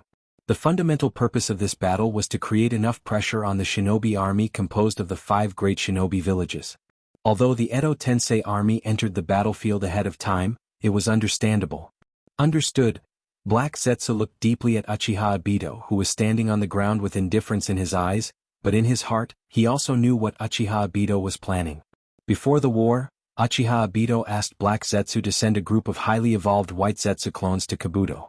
Through the short message sent by those White Zetsu clones before they died, Black Zetsu could roughly judge the strength of the current Edo Tensei army. But to be honest, these White Zetsu clones were summoned through the Edo Tensei. After all, they are existences between life and objects. Therefore, their power is limited a lot, and they can only use 70% to 80% of their strength. Although the nature of the Edo Tensei army is very difficult, as long as they can find a suitable method to seal the Edo Tensei army is the Edo Tensei. However, among these Edo Tensei, there was a huge bomb that Obito didn't notice. Yudo Madara. Black Zetsu doesn't know what Kabuto and Uchiha Obito are thinking. Even if Black Zetsu didn't deliberately guide Uchiha Obito and Kabuto, they still put their little abacus on Uchiha Madara, a peerless powerhouse. Perhaps in the eyes of Uchiha Obito and Kabuto, the Uchiha Madara they summoned is just a puppet with a powerful soul that they can control. A frog at the bottom of the well can't see the big sky. How strong Uchiha Madara is, Black Zetsu is actually the one who has the most right to say. Black Zetsu has been active in the darkness of the ninja world for countless years, and naturally he has seen all kinds of powerhouses, and Indra and Azura were also peerless powerhouses at that time. But even after such a long time, even after generations of reincarnations of Azura and Indra, the one who went the furthest and the closest to the 6-path sage is Uchiha Madara. Such a person's life level has actually surpassed the ordinary life. As long as he is given the right opportunity, a peerless powerhouse like Uchiha Madara will definitely not be as simple as a puppet in the hands of others. But Black Zetsu won't say all this to Kabuto or Uchiha Obito, because in Black Zetsu's view, the person who can really resurrect his mother is not Uchiha Obito, who is now trying to become the column force of the Ten Tails. Obito's strength and talent is not enough. Uchiha Madara, who inherited Indra's chakra and is very close to the 6-path sage, is the best candidate. The shinobi world is a huge flower bed, and the people are like flowers, always showing their beauty in the flower bed. But what can the flowers in the garden know? I'm just a flower gazer strolling in the flower bed. Let me slowly appreciate their beauty. Mother, let me pick all the beautiful flowers in this garden for you one by one as a gift for your rebirth. Black Zetsu has already sneaked into the soil, but when no one can see him, Black Zetsu's face showed a pure smile, like a child who has just arrived in the world, pure and flawless. Let's start preparing. It's time to let the ninja allied forces see how powerful the power in our hands is. Black Zetsu's figure suddenly appeared beside Kabuto, who has been preparing the Edo Tensei in his studio, although it seems that he is very excited, showing his desire for victory. But Kabuto still felt a touch of contempt for all life from Black Zetsu. Kabuto also felt this feeling from Obito, but Black Zetsu's aura was stronger and more obscure than Obito's. If Black Zetsu was not as cautious when facing Kabuto compared to Uchiha Obito, even Kabuto can't guarantee that he can really discover the essence of Black Zetsu. You don't need to say more, I will naturally do what I have to do. The reason why after Kabuto joined Akatsuki's camp, he had always been at odds with Black Zetsu. The first reason was because after he joined Akatsuki's camp, he and Black Zetsu were in a state of mutual hostility and competition. The second reason is that Black Zetsu's mind is so deep that it is difficult for Kabuto to accept it, which makes Kabuto's heart full of tension. This was because the more scheming one was, the more ambitious one was. You're tuning in to the Han Lee's Wuxia Adventures YouTube channel. We're so grateful for your support, and don't forget to subscribe to join us on this incredible journey through captivating stories. Your generosity through donations truly makes a world of difference, as it's the primary source of revenue that allows me to expand and enhance this channel for you. Thank you from the bottom of my heart for being a part of this adventure.